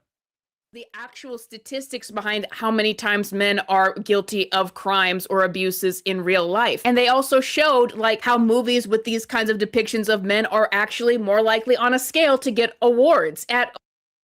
Yes. So Oh, good there's Lord. male villainy. There's a correlation between male villainy in stories and winning awards. So That's not just true in video and movies. It's in TV and movies. It's also true in writing, yeah, literature, right? Well, literature. Yeah, maybe literature is too charitable. Writing. yeah. Actually, I call it like mood text. What writing is now. Mood text. Okay. Yeah. But yeah, you can see the more villainy, the more awards. So Yep. there's some examples. I know Barbie, which is yeah, it's up there. But I don't know about these other things. Poor Things. I don't know what that is. Anatomy of a Fall, Triangle of Sadness. But yeah, there you go. Portrayal of males as villains. The more likely you are to win an award. Award season. So now there's incentive to do these stereotypes in films because you're more likely to have a chance to get into award season over it. But it's like this year especially, it's just cropped up. When I see the same stereotype that people said happened in Star Wars and all these Lucasfilm projects, when I see that exact same stereotype happen in Tron, and that is significant because you might be saying, well, Yeah, so she's basically saying that, like, just to cut it short, because her videos are a little, they're unscripted. She's a bit rambly. So Yeah. she basically says that there was this trend or this stereotype. She calls it a stereotype of, you know, a hero from a franchise from, you know, that was a male main character from a franchise that's kind of old, going back to the 70s or the 80s, and they make a newer property or something that's related to the character in some way in the same, you know, fictional universe or whatever, but that male character is completely like just either lost or shit. You know, like Luke Skywalker is a bum, Han Solo's a Mhm. bum, Indiana Jones is a bum, Decker from Blade Runner is a bum. They all are absent fathers. They're all of them. I mean, Luke doesn't have kids, but like all the other ones are like But he did absentee in the fathers. Huh? extended universe. I guess that Well, disappeared. yes, He in the had expanding universe that we're never gonna get, yes, but like in whatever J.J. Abrams and Ryan Johnson came up with, yeah, that was just thrown out. And they've just been doing this, you know, and it's like everywhere. It's like she's seeing it so often. They even, I guess, in this new Tron movie that I didn't watch, I wanted to because I like Tron, the first two, but apparently that was just trash, and they did the same thing. The male main character and all the other characters from the original Tron film. And these aren't even like big films. These are kind of like lower budget, or at least like culty followings. They threw that all out and they tried something new with a girl boss main character, and you know, it was just shit. And she was like, you know, this is happening too much for it not to be something intentional. And that's kind of where she's getting at. So okay. So, Rocky's not a guys, bum. Rocky's not a bum. Well, so he's a bum at Tangled the is beginning, but then he wins. So go ahead. What was that? Tangled hierarchy tells everyone the channel needs your donations and money. Support them now in my name. So, guys, feedthebadger.com/just the tip. I won't send you to the fundraiser. I'm sorry about that. It's screwed up. But feedthebadger.com/just the tip. And a big thank you to Spiky Helmet Badger, because I think he sent through a super chow. Brian, you might want to read it. Let me see. I Albatross, I already read that one. Oh, it just came through. Just came through, yeah. Yeah. So I don't know. Anonymous sent us $250 and says, "Sure thing, Tangled." There you go. There you go, Thank you. Tangled. Thank you, Monetize your Tangled. haters, I guess. Yeah. Yeah. And if you guys also want to listen to our hater Tangle and put, really, really stick it to him, prove him wrong, I guess, or right, go to feedthebadger.com/just the tip and put in a tip and say, this is for Tangled. This is for Tangled. All right, let's keep going. All right. Somebody's mad. Yeah. All right. Next time code. Well, there's just like the last thing I wanted to talk about is where she drops a word that I really wanted to hear because I thought she was building up to it. Then you just remove that. But frankly, it makes all What? Tangled's latest message. I fucking hate it when you guys give them money, or maybe I love it. How can you know? I don't know. You're sticking it to something. Tangled may like it though. Tangled may Yeah. like having it stuck to him.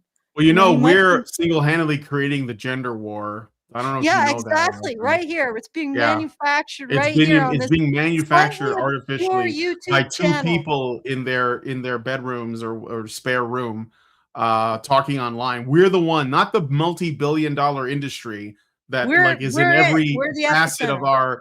of our institutions and in our political class, in our media class, in our education and academia. You know, not those people. No, it's us. It's me in this room. Yeah, it's Brian, because I'm a puppet Talking of into a Brian. webcam. I'm the one doing this. Yeah. I'm the one creating all the antipathy. All those girls on TikTok saying they want men with the 4 6s. That's because of me. They saw me and they were like, well, I'll show him. I'll demand that men have insane standards they couldn't possibly meet. And I'll do it online to spite Brian because he's like creating problems. That's what you sound like. This reminds me of that one feminist shelter operator who he's like CEO in some place in some state in the US. And Yeah. she basically talked about how she opened this shelter. And at the end, she's like, I did this just to spite those men's rights activists who say there are no shelters for men. And I'm like, well, You showed me. you showed me, but also you guys, that shelter exists because of us. Yeah. I'll take it. You're going to do it to spite me? Just do it. Fine. Like, you think that spites me? The fact that there now exists some kind of shelter for men somewhere in the US when they're abused, and you did it to spite people like me? Well, they think that you're like them and you actually don't want to solve problems. You just want to make money. That's why we're being accused of that. I'll take it. Because Like if that's obviously I chose the most like the least popular thing to advocate for because I want to get rich quick.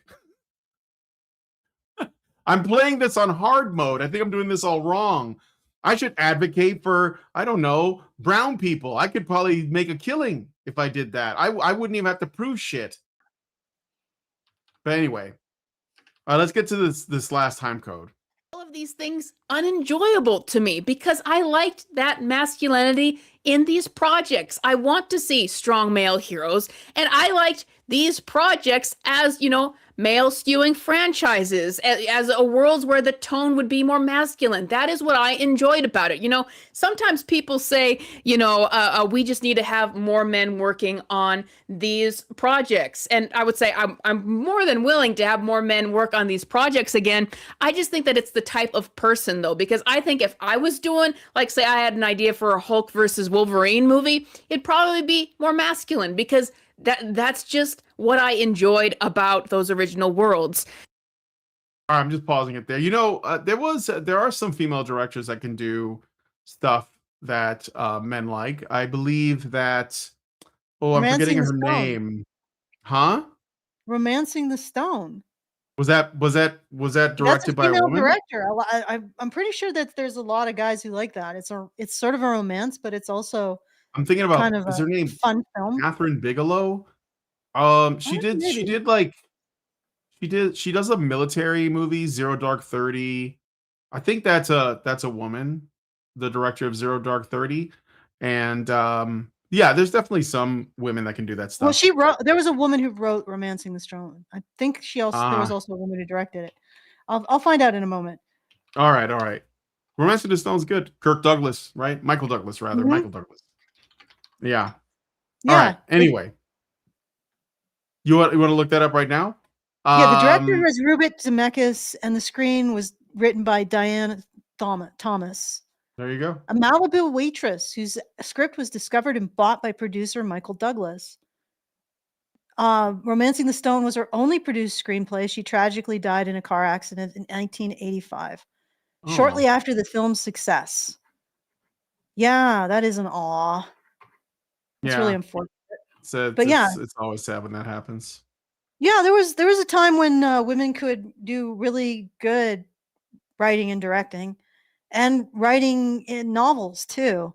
It was a time when publishing and Hollywood wasn't just a boys' club; it was also upholding the standards of good craft, which Hmm. was something that, again, I hate to tell you, but feminists came out against good craft. I have a story, a personal story. I've said this before. My mother used to help edit, or was the editor of a feminist zine in the 70s. And she insisted that people who were submitting stuff to the zine would, have to abide by grammar, punctuation, and rules of content, so not meandering, not stuff like that. Oh, my I think I have died. My phone What? has Oh died. Just give no, me a second. Allison. Oh Well, no, wait. I I can have still hear died. you. I can still hear you, but your Yeah, you can camera's still all hear me. blurry. Yeah, I I can still can hear you. I can change to this maybe. All right. So anyway, so I was talking about, it's like shaky cam. It looks a little bit worse, but I'll step back so I'm not touching it. But so my mom was an editor of a feminist sign, and she insisted on like good grammar and other aspects of writing craft, and she got drummed out because that was patriarchal. So if you're wondering where writing craft went, it also went when feminists started to take control of this, because they don't want to have any standards that they have to be held to, any external standards. Everything that a woman does, or at least a feminist woman, not all women, because obviously the things that I do are wrong, but anything that a feminist woman does is perfect. She shits Hmm. diamonds. She cries pearls. Her menstrual blood is rubies. Like, she's everything that comes out of feminist women is absolutely perfect, exactly the way it is.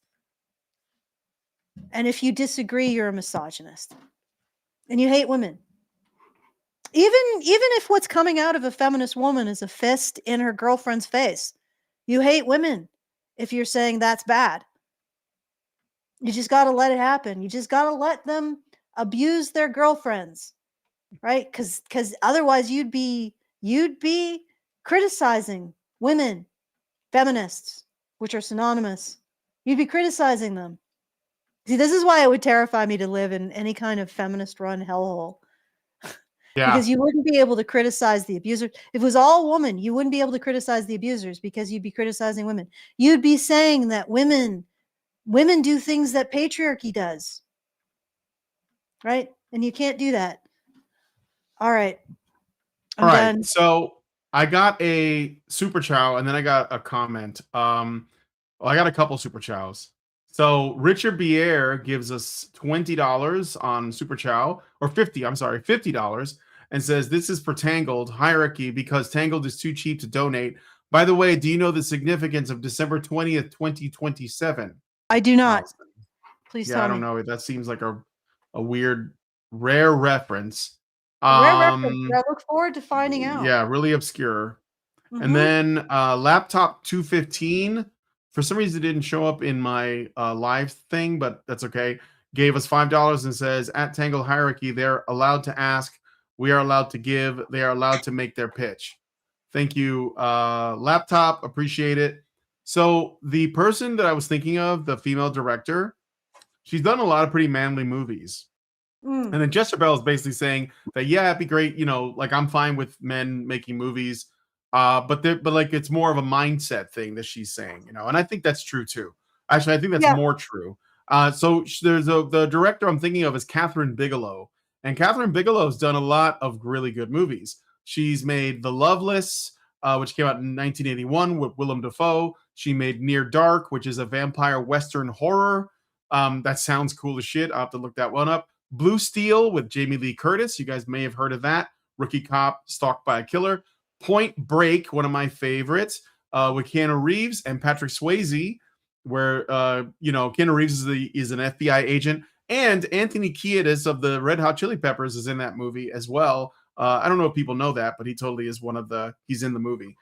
Strange Days, which was written by James Cameron but directed by Catherine Bigelow, with Ralph Fiennes and Angela Bassett. That's another good movie. The Weight of Water, K-19, The Widowmaker, Cold War submarine thriller with Harrison Ford and Liam Neeson. The Hurt Locker, which is the one, it won, I think, Best Picture and Best Director, but that was an Iraq War drama with Jeremy Renner from the Marvel movies, and Zero Dark 30, which I mentioned. So yeah, that's a woman, and those are all pretty, like Point Break is a pretty badass movie, man. So just throwing it out there. But okay, let me get back to this. Mm-hmm. Now, I want people to understand and be clear about this. This is misandry, what is happening in these movies. This is following the ideology that every man is guilty from the day he is born of all these awful things. He has a masculinity to him that is dangerous, that needs to be quelled, that needs to be subdued. Like, even in Film Industry Watch, that are. So there, she said misandry. She says misandry, but she said it. I think that's awesome. Don't you guys think that's a win? Yes, it is. It is a win. No, Mhm. you know, I don't expect her to be a hardened warrior. Although, again, if she really wants to stick to her guns on this, it's going to be hard. Like, she's going to get a lot of shit. It is not something that is popular. I mean, And I think she just wants entertainment to be good. That's yes, like well, that's the that's the thing. impetus. Yeah, I know. That's the thing. Like, you're not allowed to even want that. Like, that's what my story is about. What the hell does good grammar have to do with patriarchy? You're not allowed to want good things. You're not allowed to expect good things for yourself. We're in the feminist era now. Feminism is going to take away everything that makes you happy, and you need to thank feminism for it. Mm-hmm. Okay.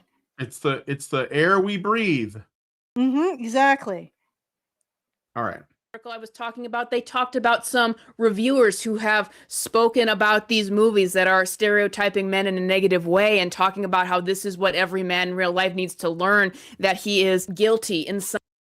The message is that every man is guilty, if not of rape, then of complicity or willful ignorance, and it's the women who bear the pain and seek justice, writes one reviewer in summary of I don't know what film, but a film's All of them. provocations. All What? of them at this point. All Yeah, of all of them at them. this All point. of them.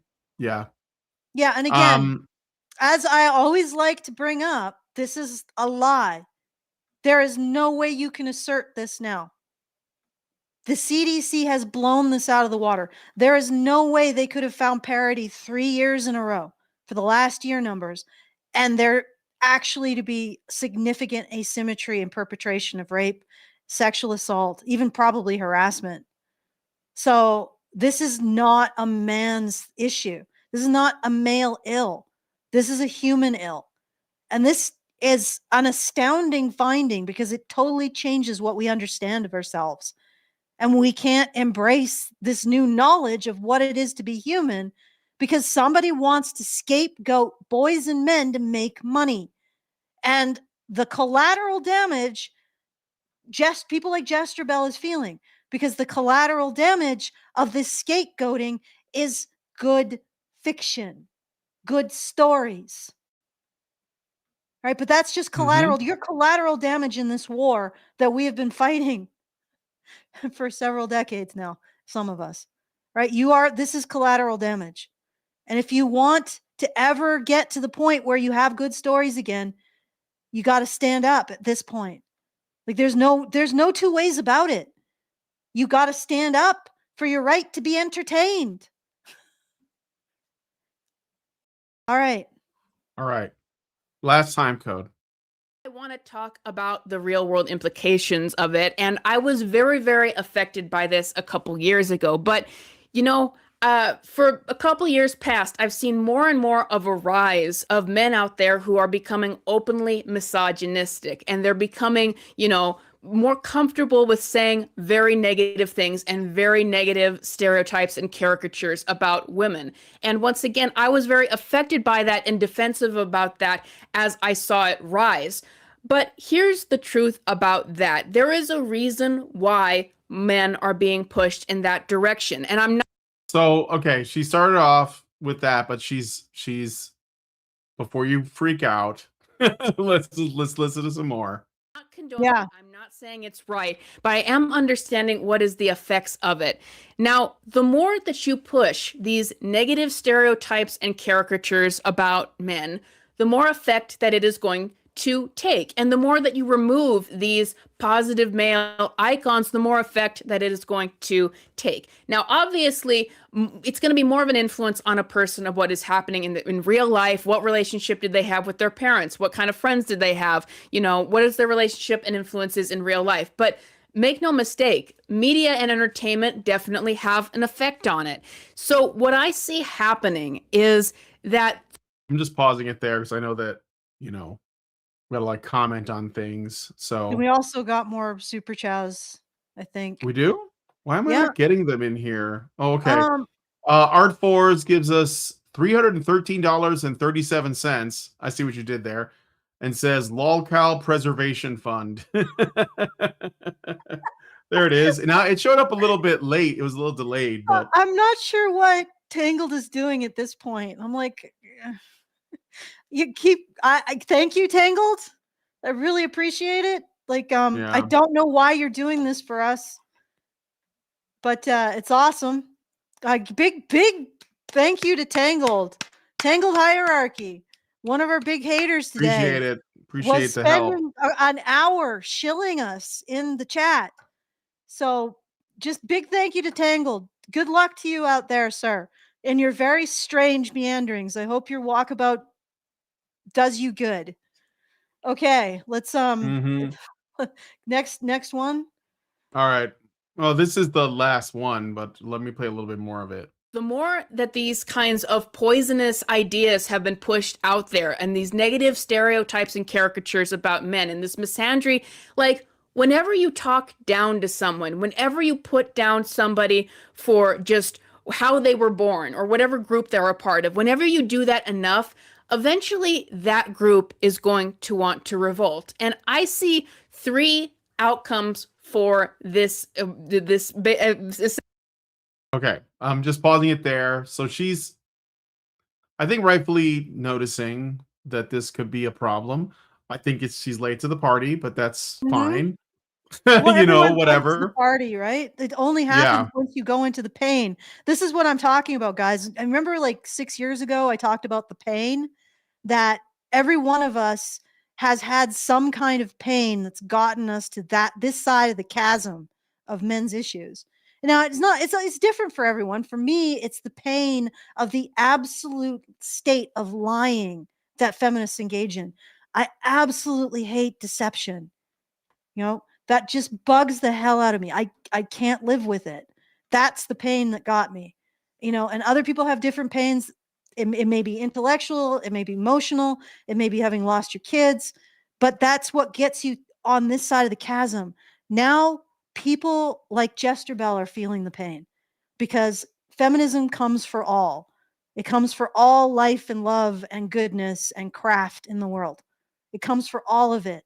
It wants to turn everything into scapegoating men to make money for feminism.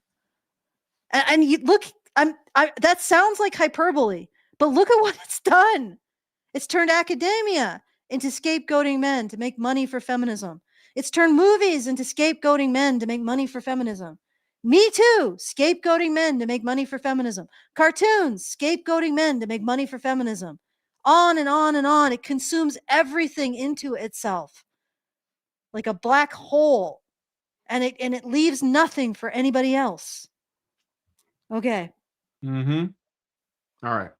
Essentially No, propaganda against men. What? actually, Tangled Hierarchy, I think he just left himself. No, I don't think. he got timed out by Shaman King. Oh, did he? Yeah, he timed him out, so I guess he'll be back. Yeah. Well, depending on how long the timeout is. Yeah. Oh, looks like nobody's gonna miss him. Ah. Well. No, actually, it's Number 40%. one, 40% will miss him.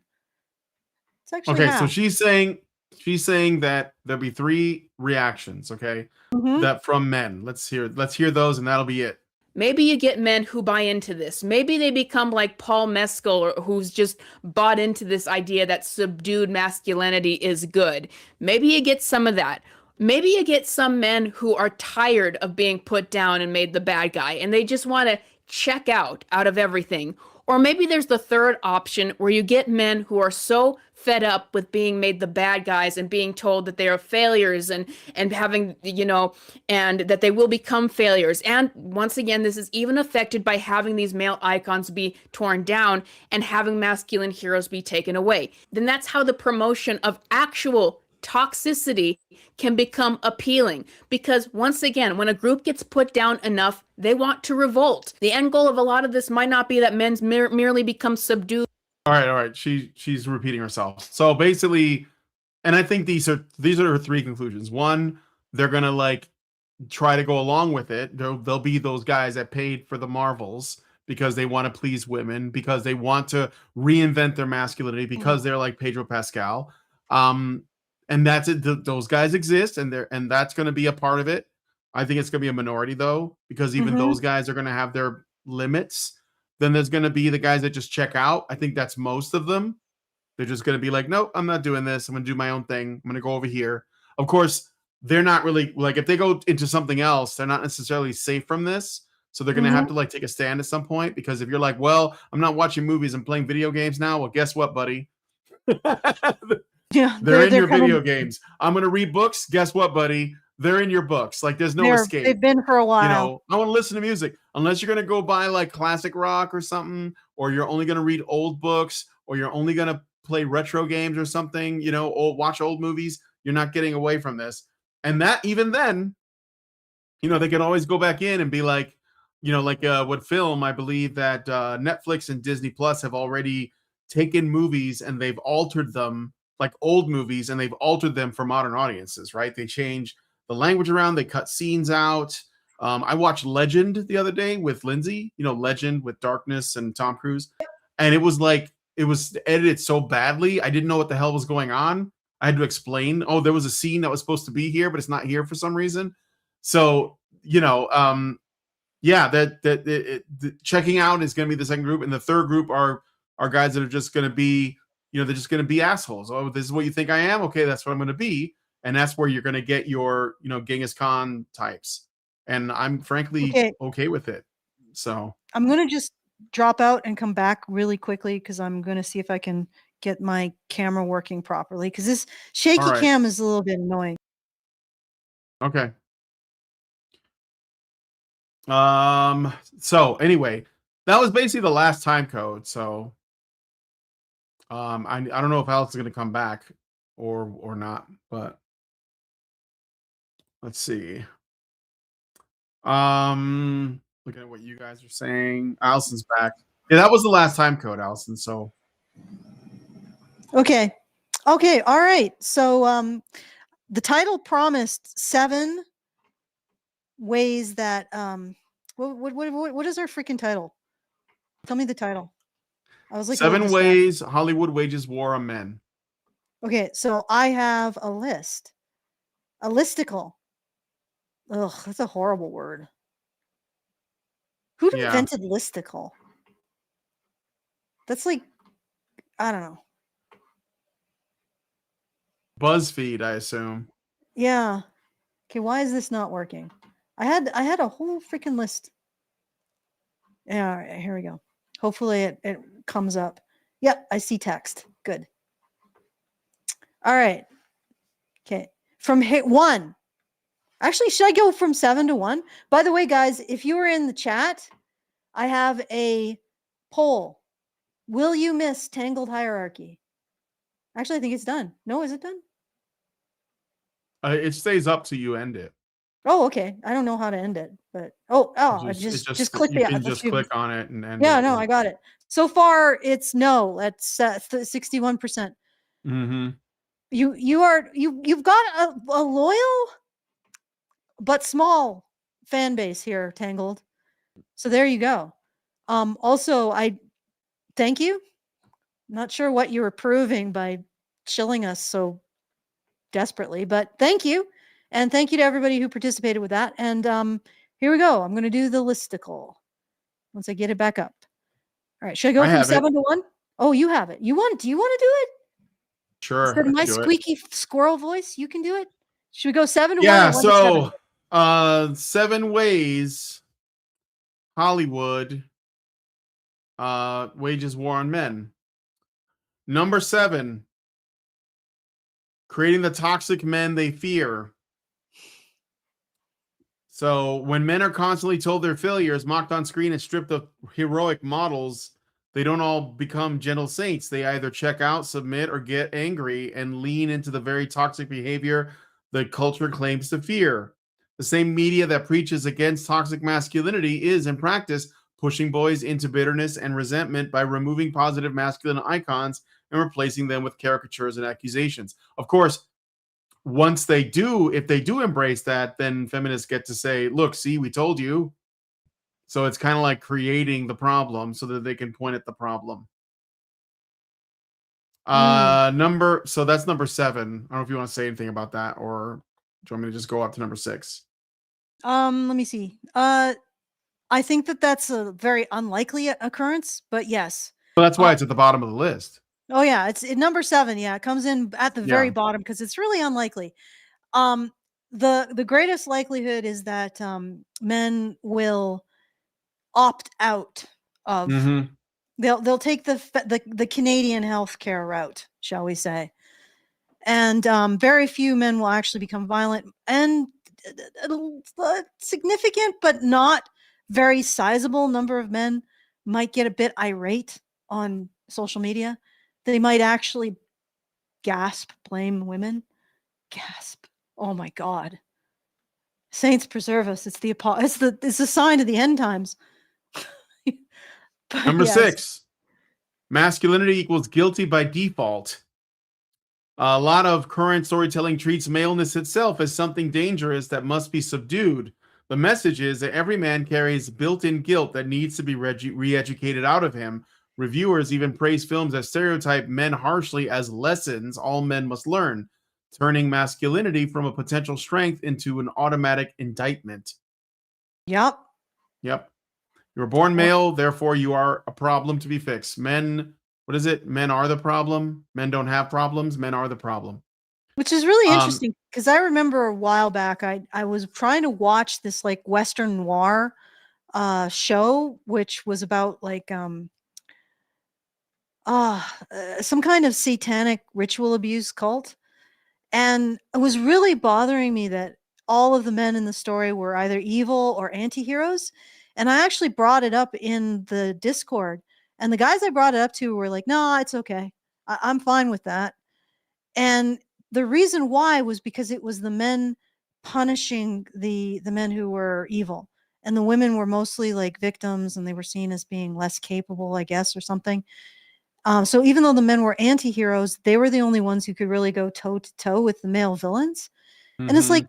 men seem to be okay, they're okay with these very harsh depictions of men, as long as it's also depicted that men are the ones who police the evil men, if that makes sense.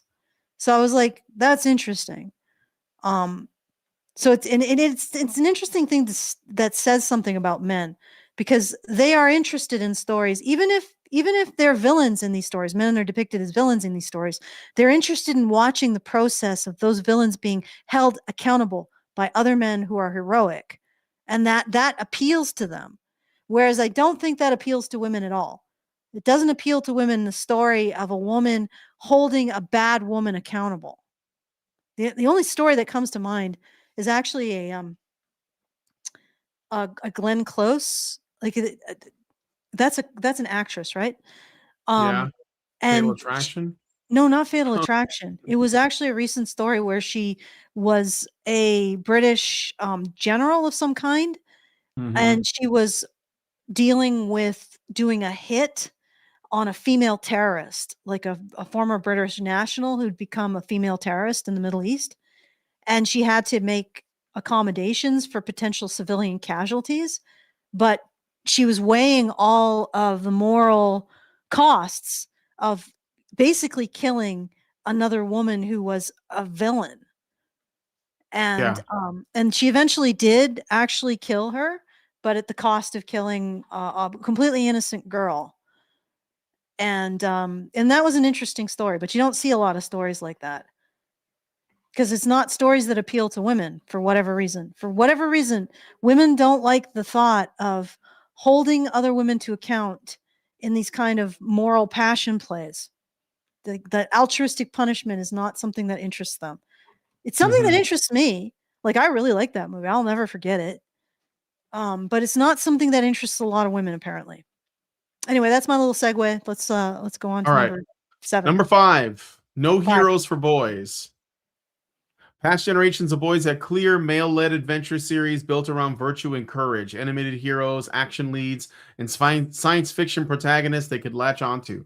Today, the big corporate brands have systematically torn down those figures without replacing them, leaving a vacuum where an entire generation of boys has no mainstream masculine hero aimed at them at all. And by the way, it's not just about, just to add to this really quick, it's not just about seeing a character and then just like, you know, wanting to just be like them or feeling seen.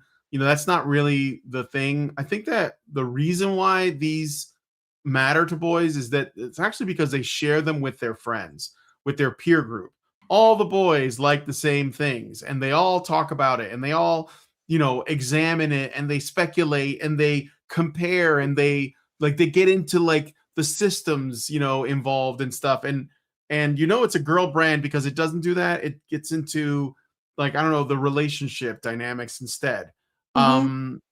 That's just something I noticed, like one of the reasons why I mean, I was too old for Harry Potter, but I knew a guy who his wife and him read the books and he was like, I couldn't get into Harry Potter. And I was like, why? He's like, because I don't understand the magic system. And, even though Harry Potter was probably written not with girls in mind specifically, but it was popular with boys and girls. But he was more of a systems thinker. He liked shows like Star Trek where you could talk about the science even if it was a little far-fetched, right? He actually didn't like Star Wars because it was more fantasy, and he didn't like the fact that none of this stuff worked. And so he would sit with his buddies and they talk about like all of the, interesting lore and mechanics going on that made the stories feel real. And that's the thing about the way boys absorb media that's different from girls. And so when they say, that you're not getting any heroes, it's not just the characters. It's like the world itself, is made with boys in mind, so that there's a lot they can talk about and analyze. It's how boys get lost in worlds. It's how they get lost in comics, because they look at like how do the powers work, and like what would happen in this scenario, like what's the science behind that, right? And I mean, yeah, obviously there are girls that can do that too, but I think it's like a boy thing. I'm just adding to that.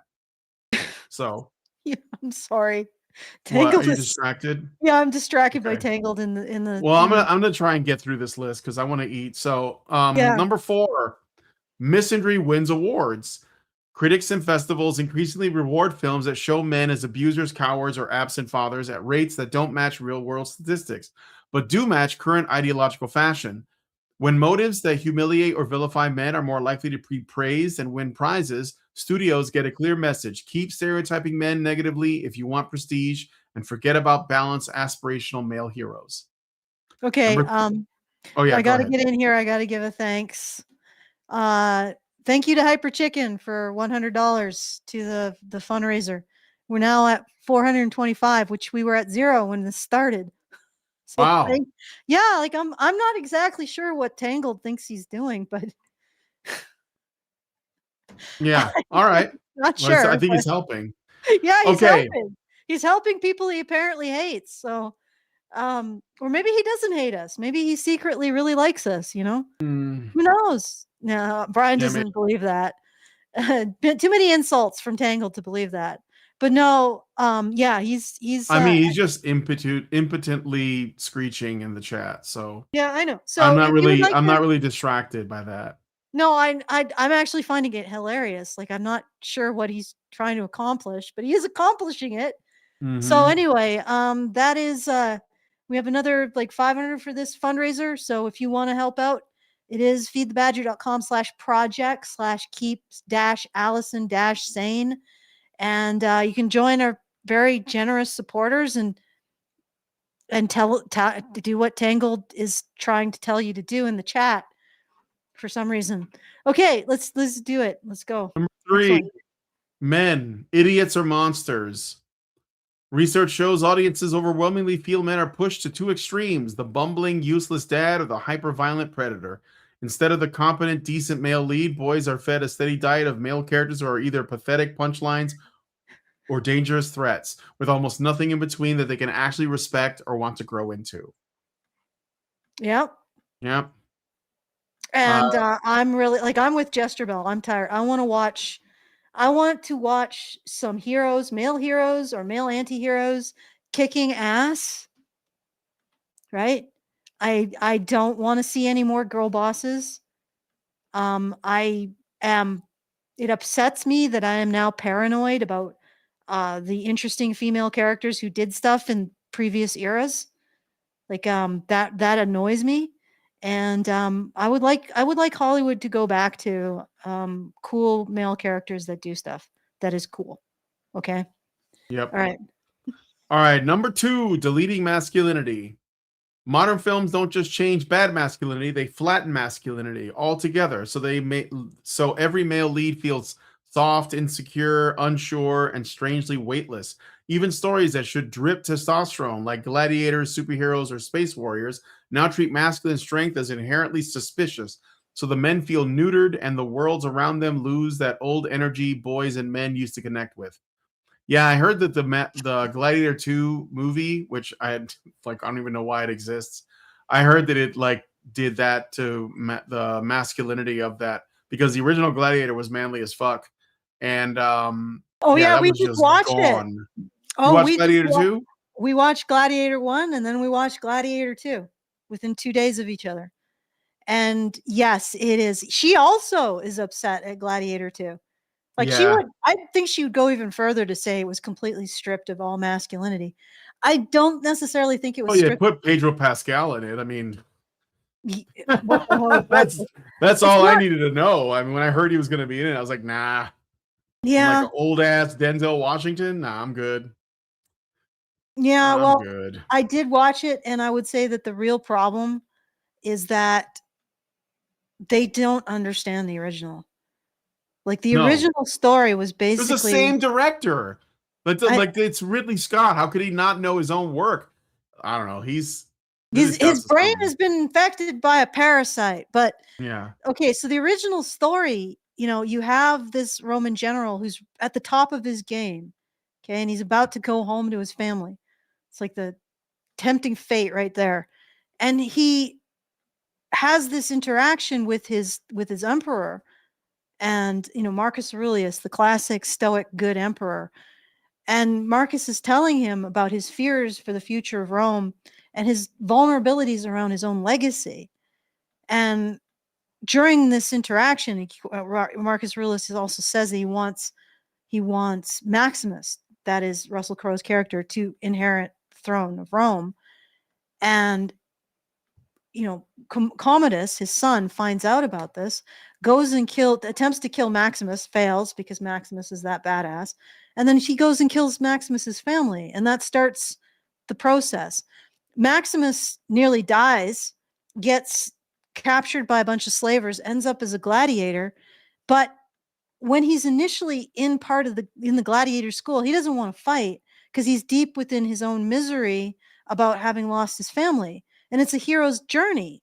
He has to actually learn to live up to the vulnerability that Marcus Aurelius gave him, and that desire of Marcus Aurelius for him to right what went wrong in Rome, right? And so he has to live up to that call to adventure. So it's a proper hero's journey. And so his motivations sort of change throughout the story based on the hero's journey. First, he's like on the top of the game. He wants to defeat the Germans. And then he wants to save his family. He loses his family. He becomes apathetic. And he goes through a process of relearning that sense of honor and justice and service to something higher than himself. And then he goes back and he kills Commodus and is killed by Commodus. And, Marcus Aurelius his justice is done and his honor is reestablished. That's nowhere in the original story. Nowhere. You mean There nowhere in isn't the sequel? nowhere in the sequel is that kind of sense of honor and living up to a standard beyond yourself. The man has a girl boss wife. He takes her to war against the Romans. The inevitable happens and she dies because she looks like a nail technician, let's be honest. She like these bows at that time, drawback weight. Well, for in the Roman army, the drawback weight was 80 pounds, and that's light. For other armies, it was like 120. There's no way a woman can do that bow, can function with a war bow. There's no way. And she has toothpicks for arms. So she dies. He doesn't even mourn. It's like 2 minutes later and he's laughing with the other slave gladiators. And it's like, what is this? And then Mm-hmm. he just sort of floats through the story. And they sort of try to redo the original beats of Gladiator, but none of them hit because it doesn't have the spine of that emotional journey that Maximus went through. Because I don't know, the director lost his brains between then and now. He doesn't understand the hero's journey anymore. He doesn't understand mentorship between men and honor between men and respect between men. He doesn't understand any of that. The guy just floats. And then eventually he's like, oh, I'm a son of Rome. I guess I need to champion this thing I've been fighting this entire time. No values, no principles. And this is something I've noticed with these male characters when they have to have one. They go back, they're like, oh wow, we gotta have a male character because people are pissed off and they want male characters. And what they do is they create these male characters that there's nothing in them. They're completely hollow. There's no understanding of sacrifice and justice and honor. There's no sense of like earning things, like Rand in Wheel of Time, Rand L4, the Wheel of Time TV show. He doesn't earn anything, and he's completely insulated from consequences. It's like nothing really happens to him, or nothing really affects him. And it's like when they're forced to make a male MC, they're starting to write them the way they write their female MCs, that they're completely insulated from consequences, and they don't earn anything, and they don't have any logical, emotional, interior arcs based on honor and sacrifice and justice and higher principles like the dream of Rome. It's infuriating. Yep. So they're just man in name only. Yeah, Okay. it's a good way to put it. All right, number 1. From hero to failure. Over and over, legacy male leads are rewritten as failures so a brand new character can walk in and take their place, usually a woman. A replacement that inherits the story without earning it. This isn't one or two franchises. From space operas to science fiction reboots, the old male hero is killed off or sidelined or turned to a loser so the new lead can look strong by comparison, not through real heroism, but through his humiliation. And they literally just pick up the mantle and they just carry on with it. They don't earn it, nothing like that. And there's countless examples. And I think it's killed franchise. They're like, people are talking about trying to bring back Bond, but they killed him last and they replaced him with a woman in the last movie. So they're going to have to literally pretend like that never happened. And do you think you're going to piss people off that like the idea of killing Bond off and replacing him with a woman? That's just one example. There's countless examples. So yeah, that's really big, because I think that is number 1, because it's like, it was in the substrate. It was in the foundation of our culture. These characters, and I mean, there were women characters in there too, but the female ones get to remain. The male ones are the ones that were excavated, dug up, and replaced. Well, the female characters also don't have these principles. Like they're like they don't, because they're altered by extension, but they weren't. I don't know if it was intentional to sort of like flatten the female characters, but when you do this to the male characters, you affect the female ones. Yes. Yeah, that's by extension. You don't benefit women by throwing men under the bus. You only benefit feminism. Let's be honest. Right? Okay, so this is she started by complaining about female characters, and her complaints about female characters are spot on too. Because what's happened is female characters in stories are no longer allowed to endure stakes, like to suffer, to earn, to be judged, to do things wrong. So they're so boring. It's why all the male characters, when they are written, are actually more interesting. When they are present, even the male villains are more interesting. The only way they can get rid of the fact that men are more interesting is to make them completely incompetent. And even then, they're often more interesting in their incompetence because things happen to them. But yeah, so this is I'm a little bit worried about Tangled. Like, how are you writing so fast? It's a little obsessive. But anyway, so it's like, this is, even the female characters are just, I honestly, I think they're worse. And the worst thing that's happened is they've taken the same problems that they have with the female characters. Now they're hollowing out the male characters and injecting those problems into them. And it's like, this is just unbearable. Oh, because it is like, the writing itself is so lacking in any depth. It's all just, and again, like, it's like they've constructed these characters, they judge their own actions, which creates a narrative black hole. And then when they put that on, then when everybody's like, we need male characters, they do that to the male characters. And they destroy them too. Okay, I think whoever's writing these stories just needs to stop. Just stop. That would be my suggestion. Yeah, You just stop. doing that. Just stop doing it. Just you Yeah. don't know how to write. You need to stop. You need to spinge the ideology out of your brains. That'd be a good start to learning how to write. And then come back to it with some you need to practice for a while and then maybe come back. You need like a montage. All right. Yep. All right, I got a super chat from Richard. For Another one. 100.